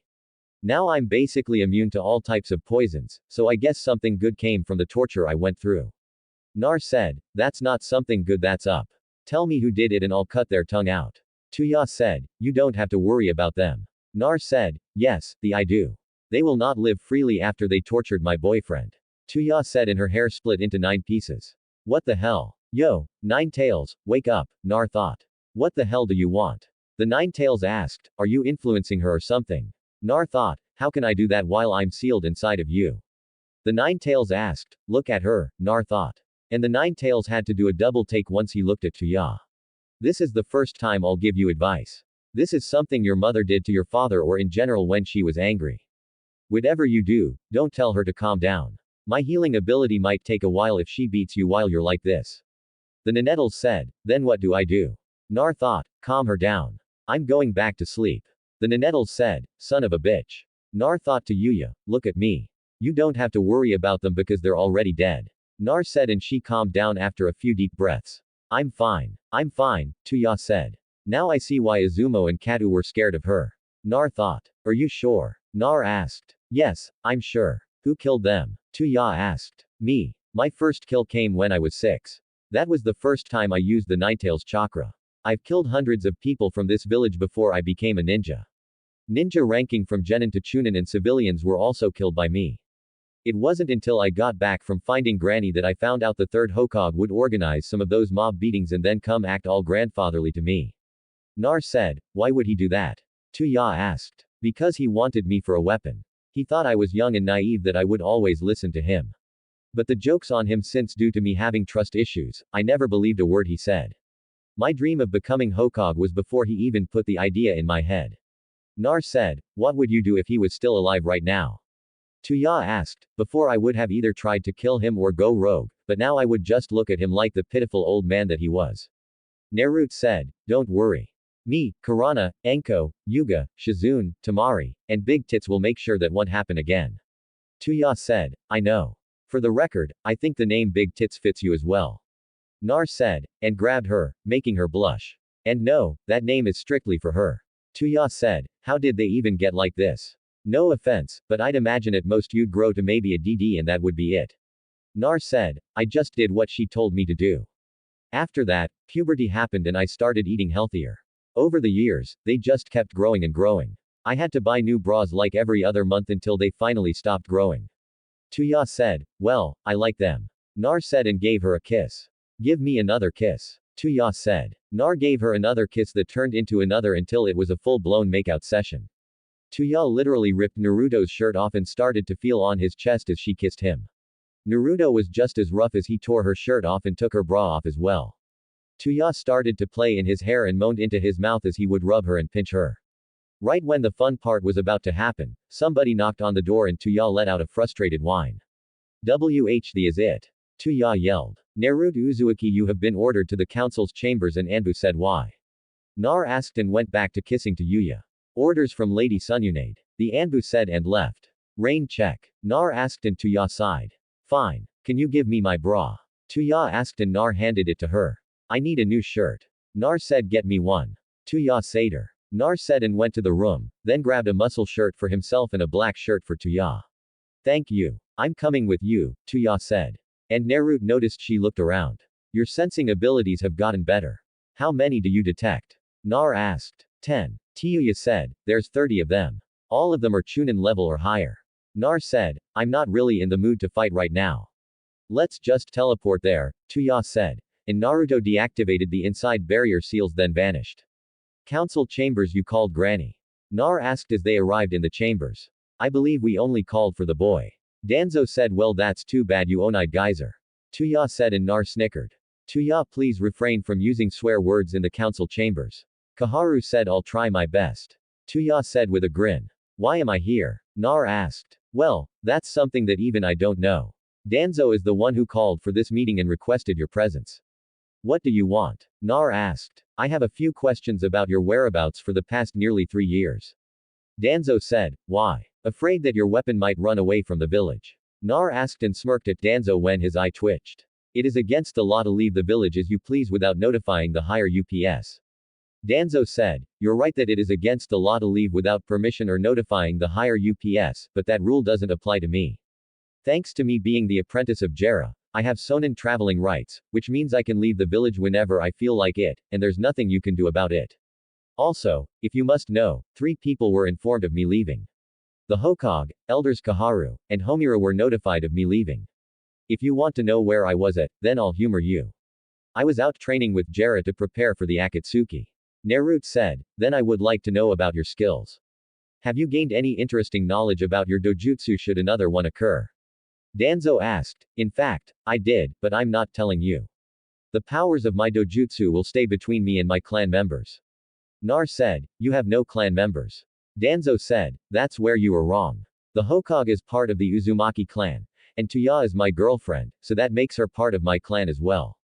Jiraiya is basically like a father to me, so he's in the clan as well. Naruto said, still, I think it's best for the village to know about this. Danzo said, no, it's not. Like I said, the abilities of my dojutsu will stay between me and my clan. Nar said, and Danzo clenched his teeth. Very well. Now, since you are clan heir and there are less than 10 people in your clan, you are to go under the CRA program to reproduce your clan, Danzo said, and had female root members to marry him on standby. Nope, not happening. The CR program is underscore, and you all know it. That's something that was passed by that pathetic excuse of a third Hokage. Also, the fourth Hogue changed that rule up a bit since he couldn't disband a rule placed by a former Hokage and the third never changed it back. The CRA is optional to clan heirs. Nar said, why was I not made aware of this, Sununade? Danzo asked, and she narrowed her eyes. Excuse me, it is Lady Sununade or Lady Hokage to you, Danzo. I'm not on friendly terms with you, so you only call me by those two titles.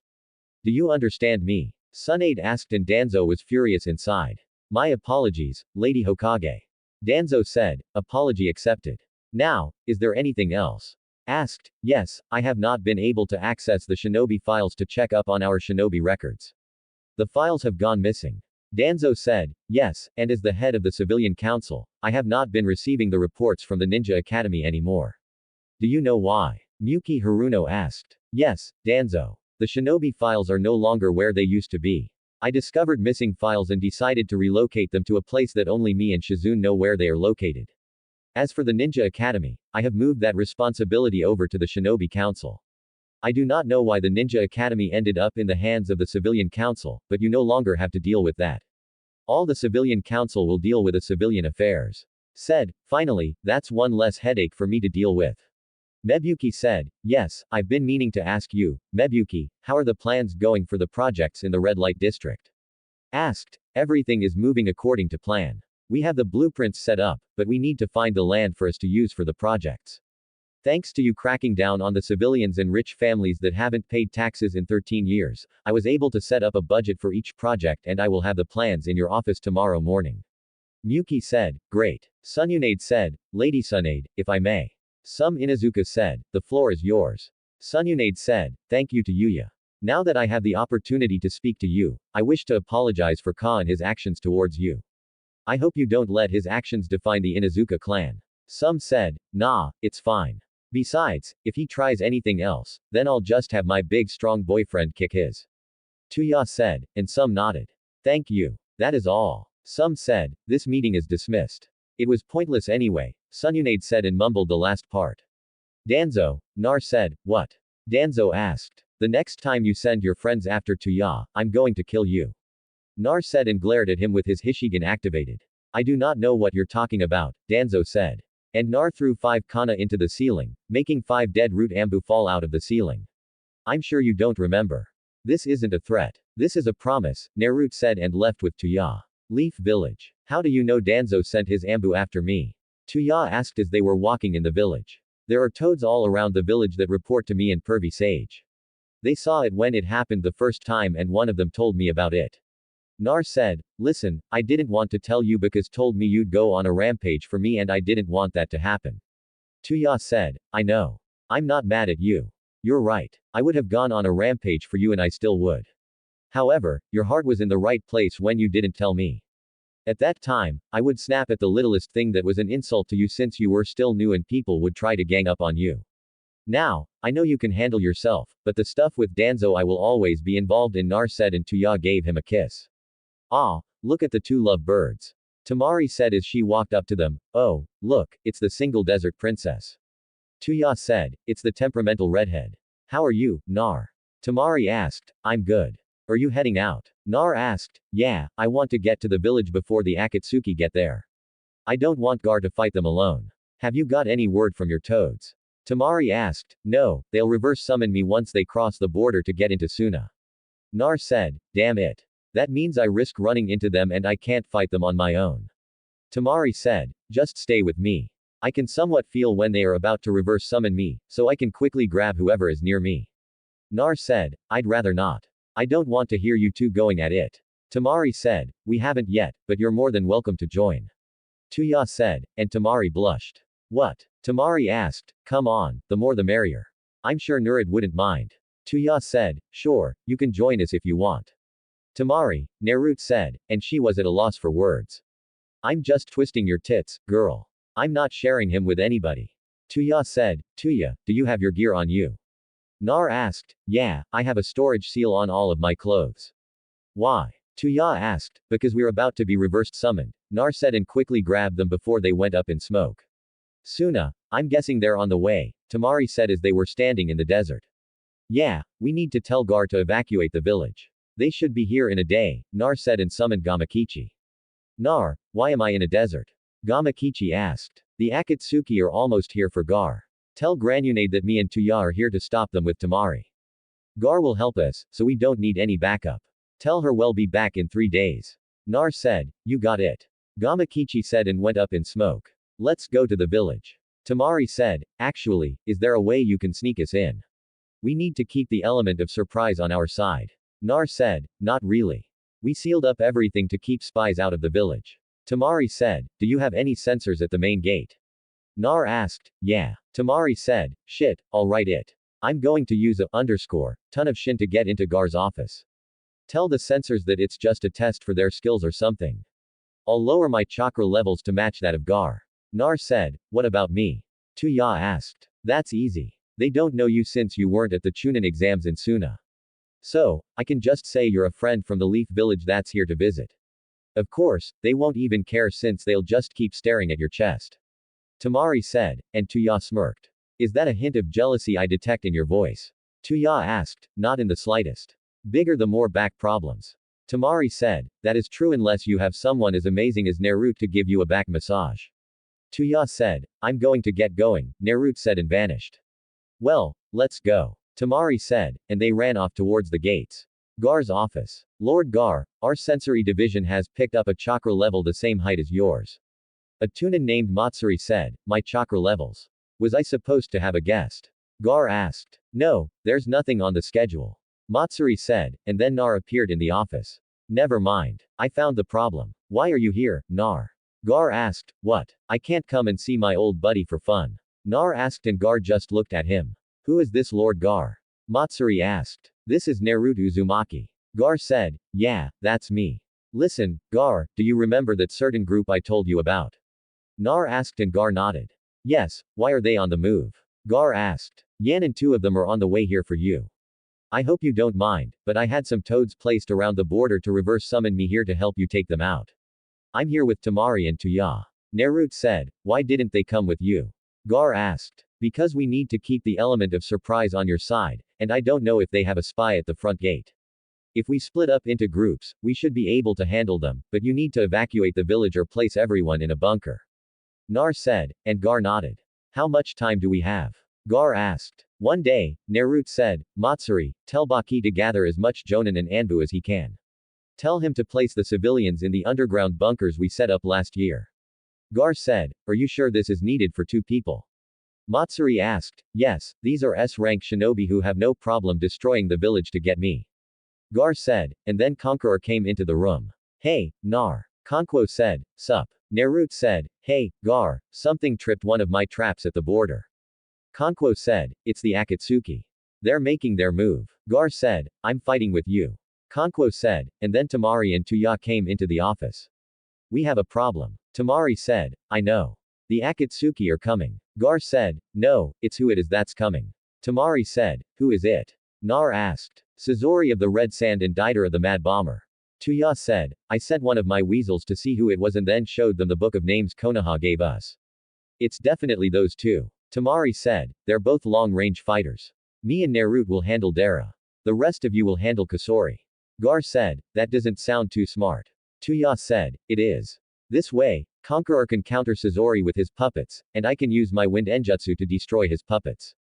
Tamari said, that's right. Plus, you're a trained medic, so they'll need a medic with them in case somebody gets hurt. You can also use your fire chakra nature to burn his puppets. Me and Gar don't need a medic since we have Shukaku and the 9 tails on standby to heal us. You need lightning to counteract Deidara and his explosives. Gar can get us in the air with his sand to fight on even ground. Naruto said and then Baki came into the office. Lord Gar, the civilians are being moved to the bunkers as we speak. I have Anbu and John escorting them. Is there anything else you wish for me to do? Baki asked. Yes, go to the gate and watch for 2 figures in a black cloak with red clouds or anything unusual. Gar said, yes, sir. Baki said and left. Well, that settles that. Nar said, where are you two staying? Tamari asked, your house. Tuya said, excuse me. Tamari asked, we're staying at your house. You already told me how you live in a mansion. You have more than enough room. Besides, we only need one room. Tuya said, I'm giving you the room one the opposite side of the house. Tamari said, we said you can join us. Tuya said and Tamari blushed. Stop teasing her, Tuya. You know she's holding out for Shikamaru. Nar said and Tamari blushed even more. Shut up, Tamari said. We're just messing with you. Nar said and gave Tamari a one-armed hug. Whatever. Come on, I'll show you to the house. Tamari said, I'll see you later, Gar. Nar said and they left. Later that night, are you ready for this? Tuya asked as they were in bed. Yeah, this is what I've been training for. Naruto said, I guess you're right. I'm just worried that they'll capture you and Gar. Tuya said, they won't. With me and Gar, we have the perfect combo. His sand acts like a defense for us, so if anything gets too hectic, we'll be protected. Nar said, and she sighed. What about me? Tuya asked, you, Tamari, and Conqueror are all John and level ninja. The three of you combined should be able to handle Kasori and his puppets. Nar said, what if I don't make it back? Tuya asked, you'll be fine. You were trained by one of the Sannin after all. However, you will have to mainly use your enjutsu for the fight against Kasori. Nar said and gave her a kiss. After this is over with, then what do we do? Tuya asked, we go back to the Leaf Village. Nar said, how about a date? Tuya asked, like a Ikyaku ramen date or a fancy date where we get dressed up. Nar asked, not Ikyaku, but not fancy. Something casual, Tuya said. Let me do the planning. I have just the thing. Nar said, alright, now I believe we have something to finish. Tuya said and gave him a kiss. We shouldn't do that. The Akatsuki can attack anytime tomorrow. Nar said, we're not. I just want to finish our little makeout session. The last one was interrupted and it left me craving more. Tuya said and kissed him again. Konoha Lady Sakura said as she came into the office. Yes, Sakura asked, do you know where Naruto and Tuya are? I went to their house and they weren't answering the door. The seals aren't activated in their apartment, so I was able to look inside and they weren't in the house. Sakura said, I don't know. Why do you need them? Asked, because we were all going to get some barbecue, and I figured I'd invite the two of them. I know Naruto doesn't really speak to us, but I figured I'd invite him anyway. I'm the only one besides Shikamaru who saw him, and they want to see him. Sakura said, I'll send a Katsuyu slug to find him, but I don't know if he'll accept the invite. Said, and then Gamakichi appeared. Yo, Gamakichi said, I'm guessing you know where Naruto is. Sununade said, yep, him, Tamari, and Tuya are in Suna. One of the toads located the Akatsuki and reversed summoned them. He said they'll be back in 3 days. Gamakichi said, I'm sending backup. Sununade said, they won't get there in time. The Akatsuki will be at the Suna gates tomorrow. It's only 2 of them, and Naruto can take them by himself if he wants to. Gamakichi said, what about Tuya? She's not ready for that kind of opponent yet. Sakura said, she'll be fine. If Naruto met Gar, then they already came up with a plan. She won't be alone. Tamari will have her back and maybe someone else as well. I'll have one of the spy toads keep an eye on the fights for you. Gamakichi said, thank you, Kichichi. Sununade said, and gave him some candy. Later, Gamakichi said, and left. Shouldn't you send some backup anyway? Sakura asked. No, Naruto is an S-rank shinobi and so is Gar. Tamari and Tuya are both B-ranked shinobi. Add in Conqueror who's a bit stronger than Tuya and they can handle 2 S-rank shinobi. Said, I guess I'll go tell everyone that Naruto isn't coming. Sakura said, I'm guessing they didn't know Tuya was coming. Said Ka, Hinata, Shikamaru, Choji, and Neji didn't want her to come. I was going to invite her anyway. Sakura said, I see. Well, good luck with that. Sununade said, and Sakura left. Yakiniku Q. Sorry, guys. They aren't coming. Sakura said, they 10-10 asked. Yeah. Nar and Tuya. Sakura said, why the hell did you invite her? Ka asked, because she's part of this group as well, whether you like it or not. Sakura said, yeah, Ka, just because she's loyal to Nar and doesn't want to sleep with you doesn't mean we can't invite her out. Ino said, of course you'd take her side. Shikamaru said, you should shut up. You still don't like her because she kicked you and you blame her for Choji nearly dying on that mission. News flash, Shikamaru. Choji is responsible for his own injury. He's the one that decided to eat every single Akamaiki pill. Sakura said, we still voted against her coming here. Choji said, you don't even have a reason to not like her. It's a shame that you still follow Shikamaru and do whatever he does after all this time. Grow a pair. Sakura said, you still went against us. Nei said, look who's talking. It's the boy who's nothing more than Hinata's lapdog. Ino said, excuse me, Neji asked. You heard me, Hinata. I like you and all, but it's obvious you ordered Neji not to go near to Yuya and basically hate her. Ino said, so, she's not one of us. Hinata said, you're just jealous she got the boy you wanted. Now that I think about it, Naruto barely noticed you. Ino said, I think that's enough. Ten said, this needs to be said and it's the most important part. I doubt Nar would have come anyway. Sakura said, why do you say that? Ten asked, other than the academy, name a time we actually spent time with Nar. I mean, in the academy, we've all hung out. Even Sasaki was with us, but we purposely left him out. Sakura said, she's right. None of us really liked him or paid attention to him until he showed up for the Chunin exam finals. We bullied him constantly throughout the academy and even after we all graduated. Ino said, I paid attention to him. Hinata said, no, you stalked him around the village. Sakura said, then let's go to his house. I'll force him to come here and talk to us. Ka said, he's strong enough to beat all of us by himself. I doubt that would even work. He's not even in the village. He's in Suna with Tuya on an S-rank mission. Sakura said, well, invite him when he gets back. Shikamaru said, I'll try, but I doubt they'll come. Sakura said, he said Nar. He didn't say, invite her. Hinata said, and Sakura destroyed the table. I'm not hungry anymore. You all enjoy the meal. Sakura said and walked away. Ma'am, you have to pay for that. A waitress said, off, Sakura yelled. And the waitress ran away. I'll see you all later. Ino said and chased after Sakura. Suna, Naruto and Tuya woke up early after and Anu alerted Temari that the two Akatsuki members were closer than they expected. They immediately got ready and headed to the gates prepared to fight. Nar stood next to Gar and Tuya went with Temari and Kankwo. As they were waiting, Naruto saw a giant bird made of clay in the sky and used his thunderclap arrow to destroy it. Once the bird was destroyed, the two Akatsuki members appeared in front of them. You ready, Gar? Nar asked. Yeah. Gar said, what the hell? Why is the Ninetales Gentry here? I thought he went missing. Dara said, it doesn't matter. We get to Genchiriki. Sazori said, not going to happen. The only thing you two will be getting is a one-way trip to me, the death god. Nar said, big talk from somebody who ran away. Dara said, big talk for somebody who won't live past today. Now, let's get started. Naro said he kicked Kasori away from Dara, then to Yuya, Temari, and Conqueror chased after him. He noticed an old lady run after them as well, and figured she was also going to help. Dita grit his teeth and then created a clay bird to fly in the air. Gar used his sand to lift both him and Naruto in the air. All John and Anbu watching on were ready in an instant for anything should Gar or Naruto need backup. Everyone knew that this was just the beginning of the Akatsuki and they were prepared for it.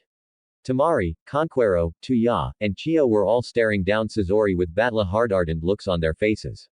Temari and Tuya were in the back to provide help from a distance while this would mainly be a fight between puppet masters. Conquo, be careful, Temari said. I know. Conquo said, so Kanyuro is your name. You're not a match for me, so I'll keep this short. Sazori said, Sasori, you're not getting Gar. Today's the day you die. Conqueror said and released his puppets. I'll help you. You're no match for him. Chio said, no, let me handle him for now. Jump in when you think I need the help. Conqueror said, are you crazy? Temari asked, relax. Let him do it. One thing I've learned from Naruto and Lady Sununade is that you never know how good you are until you face somebody stronger than you. Let him do this and we'll help when he can no longer handle it. I'm here so if anybody gets injured, I'll be able to heal them. Plus, if things get too out of control, we can use our wind and fire to make firewood out of those puppets. Tuya said, you're a medic. I'm guessing that old Hagsune trained you. Chio said, yeah, and don't ever disrespect her in front of me. Only me and Naruto can do that. Tuya said, relax, they're starting. Temari said Kankuro released 3 of his puppets and sent one of them at Sazori, but it was quickly snatched out of the air by a metal tail that came from Sazori. Conqueror managed to get his puppet back off a distraction and then sent 2 of his puppets at Sazori. They began to circle him in a fast motion until one of them fired a few kai towards Sazori who blocked them with his metal tail. Sazori jumped into the air to avoid a puppet coming from underneath the sand. And that's the move Conqueror wanted him to make. The back of his black ant puppet opened up and Sazori fell right into it. Secret black move, Iron Maiden. Conqueror's crow puppet broke apart into multiple pieces with blades at the end of them and sent them into his black ant puppet, hoping to kill Sasori quickly as he wanted to go and help Gar and Naruto in their fight. It's over. Kanko said he got him. Tamari said something doesn't seem right. Sasori should have been able to avoid that. Tuya thought. And then sand started to flow out of the puppet. So Kanuro opened it. It's a sand clone. Conqueror thought. Sasori came out of the ground and Conqueror released an all-out assault. His crow puppet launched poison-coated S-Bond needles at Sasori, but he easily evaded them as if he knew they were coming. His black ant puppet came from behind to attack Sasori, but he smacked it out of the air with his metal tail without turning around. How's he able to anticipate and avoid all of my attacks? Conqueror thought. What's wrong? All out of tricks. Sasori taunted. I'm just getting started. Conquo said. He's toying with him. Tuya thought as she watched Sasori effortlessly counter and dodge all of Conqueror's attacks. Are you finished? Cory asked. No way. Nothing is working. Not even the poison mist is working on him. Conquo said. Have I told you how much I dislike making people wait? It's against my policy. You've had your turn. Now it's mine, Sasori said. Sasori sent his metal tail at Conquo, but it was blocked thanks to one of Conqueror's puppets. Conquo thought Sasori would have a hard time getting through his defense, but Saori used his metal tail to get behind the puppet and destroyed the shield off of it. He sent his tail at Conqueror, who jumped out of the way just in time. Conqueror used his crow puppet to launch more kunai at Sasori, who simply blocked all of them with his tail and then destroyed all of Conqueror's puppets. You must be wondering how I'm able to anticipate every move you make with your puppets. Crow, Black Ant, and Salamander. The answer is quite simple. I'm the one who created them. Sasori said. What the did he just say? Tuya asked. That's not true, is it, Lady Chio? Tamari asked, and Chio stayed silent. I know I promised to finish this quickly and not keep you waiting, but facing one of my own disciples using my old toys, I couldn't resist savoring the moment. Sasori said. Even with the modifications I made to them, he still can tell that it's his work. Conqueror thought. I'm honored that my work is still being used, even if it is by a child like you. I see the sand still holds my work in high regards. Sasori said. You deserted us 20 years ago. The sand no longer holds anything you do in high regards. Conqueror said. I suppose you're right. But even with the modifications you made to them, the basis of the work is still my own creation. It's fairly easy to counter them, Sasori said. And then his tail attacked Conqueror, who jumped out of the way, but was still cut a bit. I moved out of the way, but he still managed to get me. Conqueror thought. You're finished, Sasori said, and threw his tail at Conquo again, but it was knocked away by a gust of wind. Conquo, fall back. Your best puppets were defeated. Let us take over, Tamari said as she and Lady Chio jumped in front of him. I can handle him, Conqueror said. With what? Your hands. Get your back here, Tuya said. And Conqueror hesitantly obeyed. You two better win this. Conquo said. We will. Tamari said to Yuya. Check out that cut on his arm. He may have been poisoned. Chio said. Sure, show me the cut. Tuya said. Fine. Conqueror said and showed her his cut. It hasn't really spread other than this area. I can remove it right now. Do you feel funny or anything? Tuya asked as she unsealed some medical equipment. A little. My arm is starting to hurt a bit. It's not much though, Kanuro said. Then it must be a poison that attacks the muscles. I'll know more if I'm able to evaluate it. Tuya said and made 2 new cuts on Conqueror's arm. Ouch. Hey, Conquer said, this is a cut that you shouldn't be able to feel. That poison must also attack your cells as well. I made the 2 cuts for a reason. They're exit areas for the poison. I'm going to force it out of you, Tuya said and started to use her chakra to move the poison. How long will this take? Conquo asked. If you don't shut the up and stop moving, it'll take longer than it should. Give me 2 minutes and quit talking. Tuya said. Sheesh. Naruto's got his handful with this one. Conqueror thought and flinched a bit as he felt the poison being removed from his arm. Shouldn't you use water or something like that for this? Conquo asked. I don't have a water affinity, so I had to create a way to do it with my chakra instead. You're done now. Stay out while the adults handle this. Tuya said and ran to the fight. Tamari. Tuya and Chio versus Kasori. Chio was staring down Sasori along with Tamari and Tuya who joined them. She revealed several kana that were attached to chakra strings and threw them all at Sasori who blocked them with his tail. Chio guided the kunai again before he could move his tail to deflect them again and cut his cloak. Once his cloak was cut, it shredded and revealed that Sasori turned himself into a puppet. As weird as this is, we probably should have seen this coming. Tuya said, I honestly can't say I disagree with you. Tamari said, I don't get why he turned himself into a puppet, though. Tuya said, don't be fooled by this. His real body is inside that one. Chio said, and Tuya pulled out a kunai. Then, let's break that damn thing and show his real body. Tuya said. Tuya and Chio both charged in towards Suzori while Tamari hung back to cover them with her wind jutsus. Suzori ripped the mask off his face and fired a countless amount of poison-coated sunbi needles towards them. Tamari opened her fan then used the wind-style aircurrent dance to blow away all of the sunbi needles. Suzori tried firing Kana and Esbon this time, but Tamari counters with her wind jutsu again. This gave Tuya a chance to strike and destroy the puppet body of Kori with a single chakra-enhanced blow. Once the body was destroyed, something covered in a cloak jumped away from them and manipulated the head of Kasser's puppet to fire Sunbanon at Tuya, but she dodged them. Be that? Tuya asked, and Chio chucked. So, you've finally come out, Come now, let me get a good look at you. I left the comfort of my home to see you. I've waited 20 years. I want to see my grandson's face. Chio said, this puppet loving is your grandson. No offense, Tuya said as if saying no offense makes it less offensive. Conqueror thought. I should have known that you'd be able to see through my attacks, old women. You're also starting to control the girl with the puppet master jutsu. Suzori said, he's wrong. That was speed and reflexes thanks to training with big tits. Tuya thought, by the way, it's clever to keep the wind style user in the back. Silly me. I kept my focus on the two of you and forgot about her. The redhead threw me off when she joined the front lines of the fight. Since she's a medic, I assumed that she would not fight. Suzori said, well, when you assume something, you usually make an out of yourself. Tuya said, clever. However, playtime is over. Chio said, you don't know how right you are. So, do you still think this will be easy, Granny? Chio Suzori asked as he revealed himself. Is that the real Suzori? Tuya asked. I don't understand. Your face is exactly the same. You haven't aged. Chio said, that's impossible. I mean, I know Lady Sununade has the Uzumaki genes going for her, but other than that, there shouldn't be any way he still looks like a teenager. Tuya said, what's the matter, Granny Chio? Are you so filled with emotion that you can't speak? I'm not surprised. It's our first reunion in 20 years. Suzori said, for sake, I'm hot and you two want to talk. Tuya said, quite the impatient one you have here. Fine, I'll get this over quickly. Let me show you something special. I guarantee it will move you. This piece was extremely difficult to acquire. On the other hand, that's what makes me so fond of him. Sasori said and unsealed a puppet. No, that can't be. It's impossible, Chio said. Mind telling us what you mean instead of keeping us in the dark? Tuya asked. Tuya, that's the third cage. Tamari said, bullshit. I thought all cages are buried in a secret part of the village. Tuya said, they are, but the third cage was never buried. He mysteriously disappeared from the village a while ago. It's what led to my father becoming K's cage. Tamari said, then if it's a puppet, we shouldn't worry about it.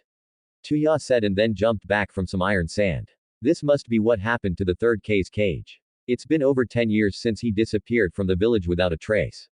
We scoured the countryside and we could never find him. The strongest of our K's cage simply vanished. Sorry it was you. Chio asked. Yan and what if it was? I'm not afraid of a retired old woman. You've got one foot in the grave and you want revenge. You can't even touch me. Suzori said, and then he was punched away. She can't, but I can. It's time you shut the up and stop letting your dolls fight for you. Tuya said, impressive. I wouldn't have taken you for the speed type. Suzori said and stood up. Always expect the unexpected. Tamari, this third cage of yours uses iron sand. Correct. Tuya asked. Yes. Why? Tamari asked, would the fire combined with the heat of the desert and your wind be enough to melt his iron sand? Tuya asked, no, you'd need to be in a volcano basically to melt his iron sand. Tamari said, then I guess we're making a campfire with his puppets. Tuya said, Firist style, fireball jutsu, wind style, wind gale jutsu. The combined powers of Tamari and Taya's combined jutsu were hot and moving at a fast pace. Suzori countered with the third cage's iron sand to create a wall in order to protect them and it was successful. Tamari thinking ahead used her gale wind jutsu again just in case Suzori launched Sanbon or Kana at Tuya and she was right as the sound of Kana and Sanbon hitting each other was heard through the smoke cloud. I can't underestimate these two. Together they can nullify the iron sand while simultaneously attacking me at the same time. Suzori thought. It's my turn now. Suzori said he sent the third cage puppet towards Tuya, who jumped back out of the way when she was swiped at by poison-coated weapons that came from the cage puppet. Suzori then made multiple hands appear from the arms of the cage puppet, then sent them at Tuya, who just stood there and let them slam down on her. What they didn't see was Tuya contort her body around the arms once they landed and then placed small but very powerful explosive tags on most of the arms before escaping with a shunshin. Impressed that you took that attack head on and managed to escape so easily. Suzori said, it's not hard to do considering your moves are basically the same each time. All of your puppet movements are the same. You just move certain puppets at different speeds. I can read your finger movements easily. Tuya said, how are you able to do that? A puppet user can barely move their finger and the puppet will move. How can you see his finger movements? Tamari asked. I've played the flute nearly my entire life. I know a thing or two about using your fingers to control something. It's why my hand sign speeds are so fast that only an elite Jonin level shinobi or higher can see. Tuya said, she's impressive. Perhaps I'll take you for one of my next puppets. Suzori said, sorry, but the only person who's allowed to use their fingers on my body is Nar, and it's going to stay that way. Tuya said, fire style. Phoenix flower jutsu. Tuya unleashed a handful of shuriken with one hand and then at the same time exhaled fire-infused chakra onto them in order to increase the weapon's destructive power. Suzori countered with a wall of iron sand that protected the puppet and himself from taking any damage. Suzori ducked out of the way from an attack that came from behind him and then stabbed Tuya in the gut with one of the third cage's poison-coated blades. Such a simple trick won't work on me, Suzori said. And Tuya smirked. It wasn't supposed to, Tuya said and went up in smoke. A shadow clone, Suzori said. Wind-style blade dance jutsu. Tamari used her giant fan to create a whirlwind that is powerful enough to travel several hundred meters, but she controls it to only attack Suzori. As she swings the fan, which has previously been smeared with her blood, she summons her own weasel, Kamatari, which travels upon the winds and rapidly cuts through everything in its path. Suzori saw the attack coming and countered again with the extended arms of the cage puppet, resulting in some of the arms being destroyed. I must say that I'm impressed with the newer generation of shinobi. However, as I've said before, I hate making people wait. This is taking too long, Suzori said. And then a huge amount of iron sand appeared in the air above them. Ah shit, Tuya said and whistled a bit. Iron sand, world order. The iron sand in the air started to spread out in spikes that branch off irregularly, making it almost impossible to get a clear overview of what was happening. All of a sudden, the iron sand spikes started to fall to the ground, and they were mainly directed at Tuya since Kasori thought she was the most dangerous opponent right now. There were so many spikes coming towards Tuya that she started to get winded as evading the spikes was nearly impossible. Add in the fact that Suzori coated the iron sand in poison. That just made this even more difficult for Tuya. Damn it, I can't help with my wind jutsu since I'll just make things more difficult for Tuya. He figured out a way to attack her while keeping me at bay. As long as that iron sand is being used like it is right now, I won't be able to help her. Tamari thought as the sand cloud went away. Tuya was seen laying face down in the sand with cuts on her body from the iron sand. Suzori saw this and sent the cage puppet at Tuya with its blades out to finish the job. Once the puppet was close, Tuya shot up and grabbed a hold on the puppet. What? How are you able to move still? You should be paralyzed. Sori said, I may be good at fighting up close and using enjutsu, but my genjutsu will always be my specialty. My genjutsu skills are nearly on par with the genjutsu mistress of Konoha. Karina Yao Yui. A simple sound from me can activate any genjutsu I have in my repertoire. Tuya said a simple sound. She didn't make any noise. Wait a second. Before my jutsu started, she whistled. Suzori thought. And then Tuya faded back into the picture next to Tamari. I see you figured out when my genjutsu activated. Now say goodbye to your special puppet. Tuya said. The clone next to Tuya exploded into flames and then all of a sudden small explosions happened inside of the cage puppet and Suzori was shocked that his puppet was easily defeated and turned to ash before his very eyes. How did you do that? Tamari asked. When he sent those arms at me earlier in the fight, I was able to place a lot of small but powerful exposing tags on the arms of the puppet. He was so focused on killing me that he never noticed they were there. I needed him to get all of that iron sand out of the puppet before I could activate the bombs, or else they would have been useless. The catalyst to set the explosions off was my flame clone. The chakra released from the clone acted as a detonator, and the fire was increased from the explosions. Tuya said, wow, that's a pretty good strategy. Tamari said, she's good. Hell of a student right here. She's able to counter him just by simply reading his finger movements. That's simply impossible to do. Yet, she's doing it with ease. Somebody who can predict the movements of a puppet user is the most dangerous kind of opponent for them. Her and Temari make a good team. The world is in good hands with this generation of shinobi. Shio thought, it's time we put an end to this. Chio said, never thought I'd see the third cage puppet destroyed, and it's probably a waste to use other human puppets. Suzori thought and took off his Akatsuki cloak. I haven't been pushed this far since I joined the Akatsuki.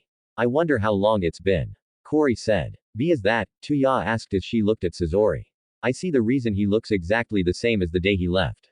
Of course, age doesn't affect him. The reason is right before our very eyes. Shio said, oh yes, it's been a while since I've used myself.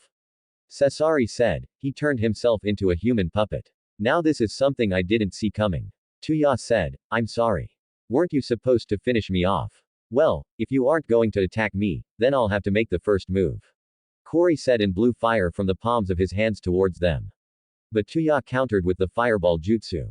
It's going to be tough getting close to him now. Temari is useless right now as long as he's using fire. Tuya thought, what's wrong?